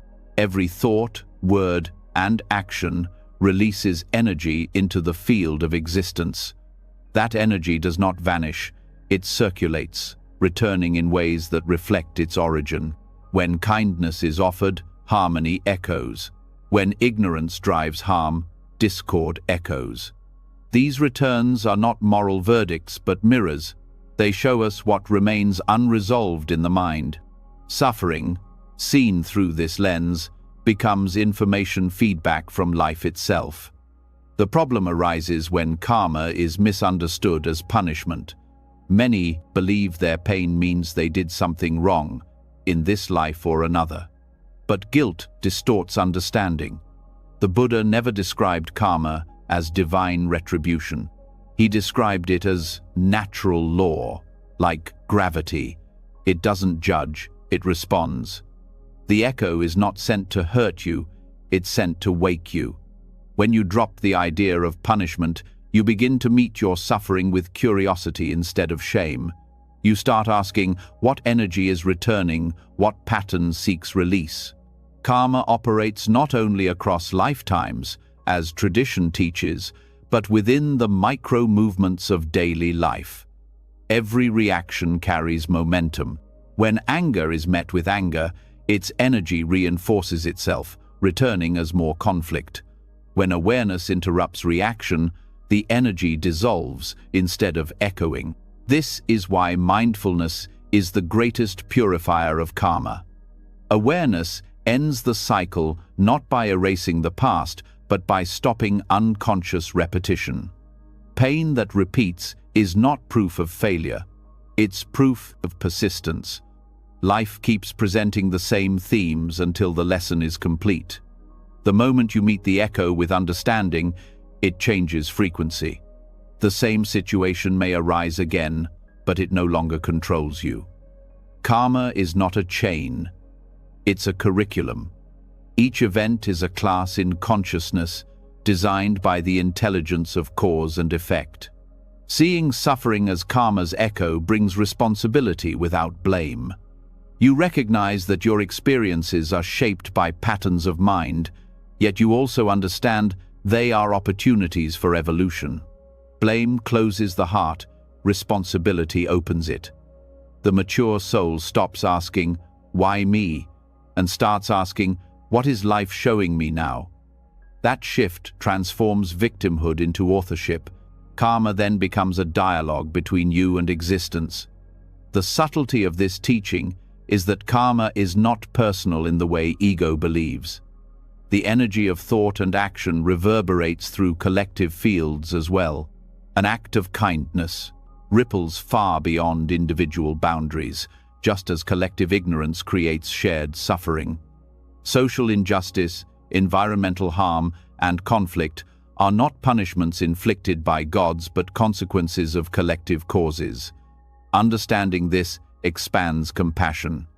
You realize that your healing contributes to the healing of the whole, because each change in consciousness alters the field for everyone. In this view, suffering carries purpose without moral weight. A painful event may feel undeserved, but from the perspective of karmic resonance, it is part of a larger harmony seeking restoration. The energy you experience today might not have originated in this lifetime. It might be ancestral, cultural, or universal. The point is not to trace its origin, but to end its repetition through awareness. The question is never, "What did I do wrong?" but "How can I meet this now with wisdom?" Meeting karma consciously begins with observation. When discomfort arises, watch the impulse to blame. The mind immediately seeks a story. "This happened because they hurt me," or "I must have done something terrible in the past." These stories keep karma spinning because they sustain judgment. Awareness, however, simply observes the return of energy without labeling it good or bad. The echo is acknowledged, felt, and released. What is felt fully is freed. The process of releasing karmic echoes can be subtle. Sometimes it happens through recognition. The instant you see a pattern clearly, it dissolves. Other times, it unfolds through patience, as life keeps giving you chances to respond differently. Either way, awareness is the key. Each conscious choice not to repeat old reactions weakens the old frequency and establishes a new one. In this way, karma is not destiny but practice. Painful relationships are one of the clearest mirrors of karmic echo. You may attract people who reflect your unresolved emotions. Someone's criticism touches your old insecurity. Their indifference revives forgotten rejection. These encounters are not punishments but invitations to integrate what's incomplete.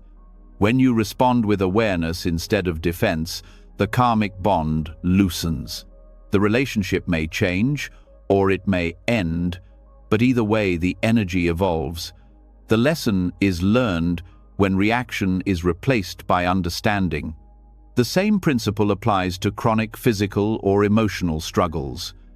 When the same illness, financial difficulty, or heartbreak keeps appearing, it signals that a deeper belief is seeking illumination.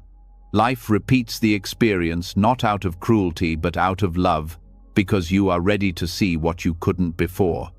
Karma persists only until awareness ripens enough to outgrow it. Once seen clearly, even pain becomes compassion's echo rather than punishment's shadow. Karma also teaches balance through contrast. Pleasure and pain are not opposites but partners in education. Pleasure teaches expansion. Pain teaches depth. One reveals joy, the other endurance. Both are temporary, and both mirror the energy we project into life. When you grasp this, gratitude arises naturally. Even hardship feels meaningful because you know it's part of a larger unfolding of consciousness. Gratitude doesn't erase difficulty, it infuses it with light.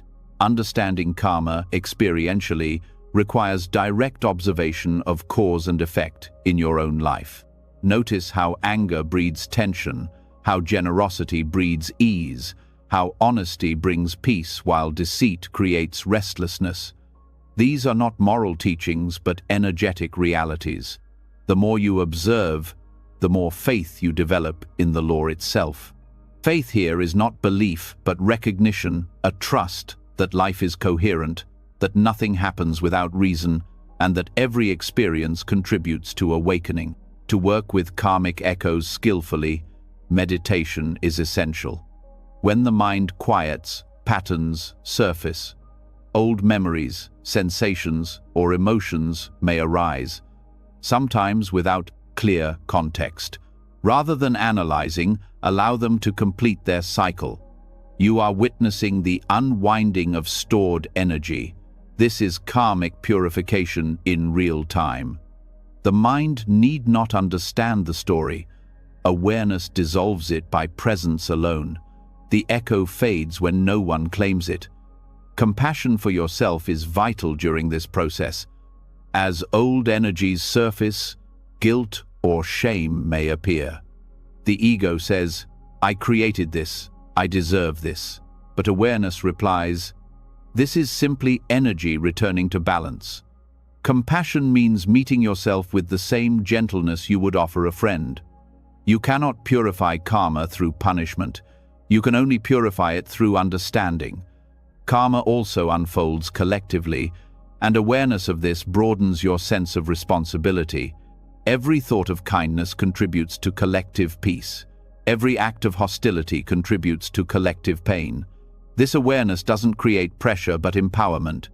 You realize that each choice matters. A single compassionate gesture can ripple through unseen networks, easing suffering far beyond your knowledge. Karma is not a ledger of guilt, it's a living ecosystem of consciousness. Another important understanding is that karma is dynamic, not fixed. The past influences the present, but the present can reshape the future. Every moment of awareness interrupts old cycles. Forgiveness, for instance, can dissolve generations of resentment. The echo stops, not by erasing the past, but by refusing to send another wave of the same vibration. When you respond with love, instead of vengeance, you rewrite your trajectory. The language of karma also invites humility. You stop assuming you know why things happen. The mind loves to assign reasons: this happened because I deserved it, or because I'm unlucky. True wisdom recognizes mystery. You may never understand the full web of causes that led to a single event. Acceptance replaces speculation. When you no longer demand explanations, peace grows naturally. From this humility comes equanimity. You begin to treat joy and sorrow as equal parts of the same continuum. When happiness comes, you appreciate it without grasping. When suffering comes, you receive it without bitterness. Both are echoes, reflections of energies long set in motion. The wise bow to both, because both lead to balance. In this way, karmic awareness dissolves resentment. When you see that those who harm you are also caught in their own karmic loops, your heart softens. You understand that ignorance, not malice, drives their actions. This doesn't excuse harm, but it frees you from hatred. Forgiveness becomes possible because you see that everyone, including you, is working through echoes of past misunderstanding. Compassion replaces judgment. Empathy replaces blame. When you apply this understanding to your own life, even regrets transform. The things you wish you hadn't done become teachers. You see that guilt is unnecessary because the lesson itself redeems the act. The purpose of karma is learning, not condemnation. Once insight arises, the old pattern completes its circle. There's no need to punish yourself further. Awareness closes the account. This understanding also changes how you perceive time. You realize that karma doesn't only unfold linearly. It can complete in a single breath when insight is total. A flash of genuine forgiveness can end years of suffering.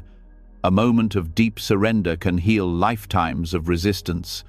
Karma moves at the speed of awareness. The more present you become, the faster old energy transforms. Awareness of karma also deepens patience. You stop expecting immediate outcomes. Just as seeds take time to grow, causes ripen in their own season. You learn to act rightly without obsession over results. Right intention is your responsibility. Outcome belongs to life. This patience turns effort into offering. The heart stays steady because it trusts the law of cause and effect to unfold naturally. When awareness matures, you begin to experience karma not as burden but as rhythm. You sense that all events, even painful ones, move toward harmony. Like sound waves finding resonance, every experience tunes consciousness closer to truth. Pain is the dissonant note that invites alignment. When met with presence, it resolves into clarity. The echo fades into silence. This silence is not emptiness, but completion. It's the stillness that follows understanding. You no longer feel compelled to analyze or defend the past. The energy that once drove repetition now rests. What remains is compassion, not sentimental but profound, born of direct seeing. You know now that nothing was ever wasted. Every difficulty was a lesson in disguise, every wound a doorway to wisdom. As this insight settles, a new dimension of peace emerges. You stop fearing karma because you understand it as teacher, not judge. You meet life with openness because you trust its intelligence. When challenges arise, you respond with clarity instead of resistance. The heart becomes spacious, ready to transform whatever echoes come next into awareness itself. From this point of realization, awareness begins to sense another layer beneath personal karma, the deeper human habit of emotional investment in pain. you start to see how, even after karmic understanding, the mind clings to suffering because it finds identity and meaning in it. The next unfolding explores this subtle economy of suffering, why the mind keeps investing energy in its own pain, and how releasing that investment becomes the next act of freedom. And so, after walking through every layer of pain, the body, the mind, the story, the ego, and the echo, a single truth remains: pain will visit, but suffering is a choice. Each lesson points back to the same realization. Awareness transforms everything it touches. When the mind stops resisting, when the heart stops judging, when the body is met with kindness, pain becomes a teacher instead of a tormentor. Buddhism doesn't promise a life free from pain. It offers freedom within it. Freedom born from presence, from compassion, from the quiet courage to say, "This too belongs." Every moment of discomfort becomes an invitation to wake up, to soften, to see clearly. And in that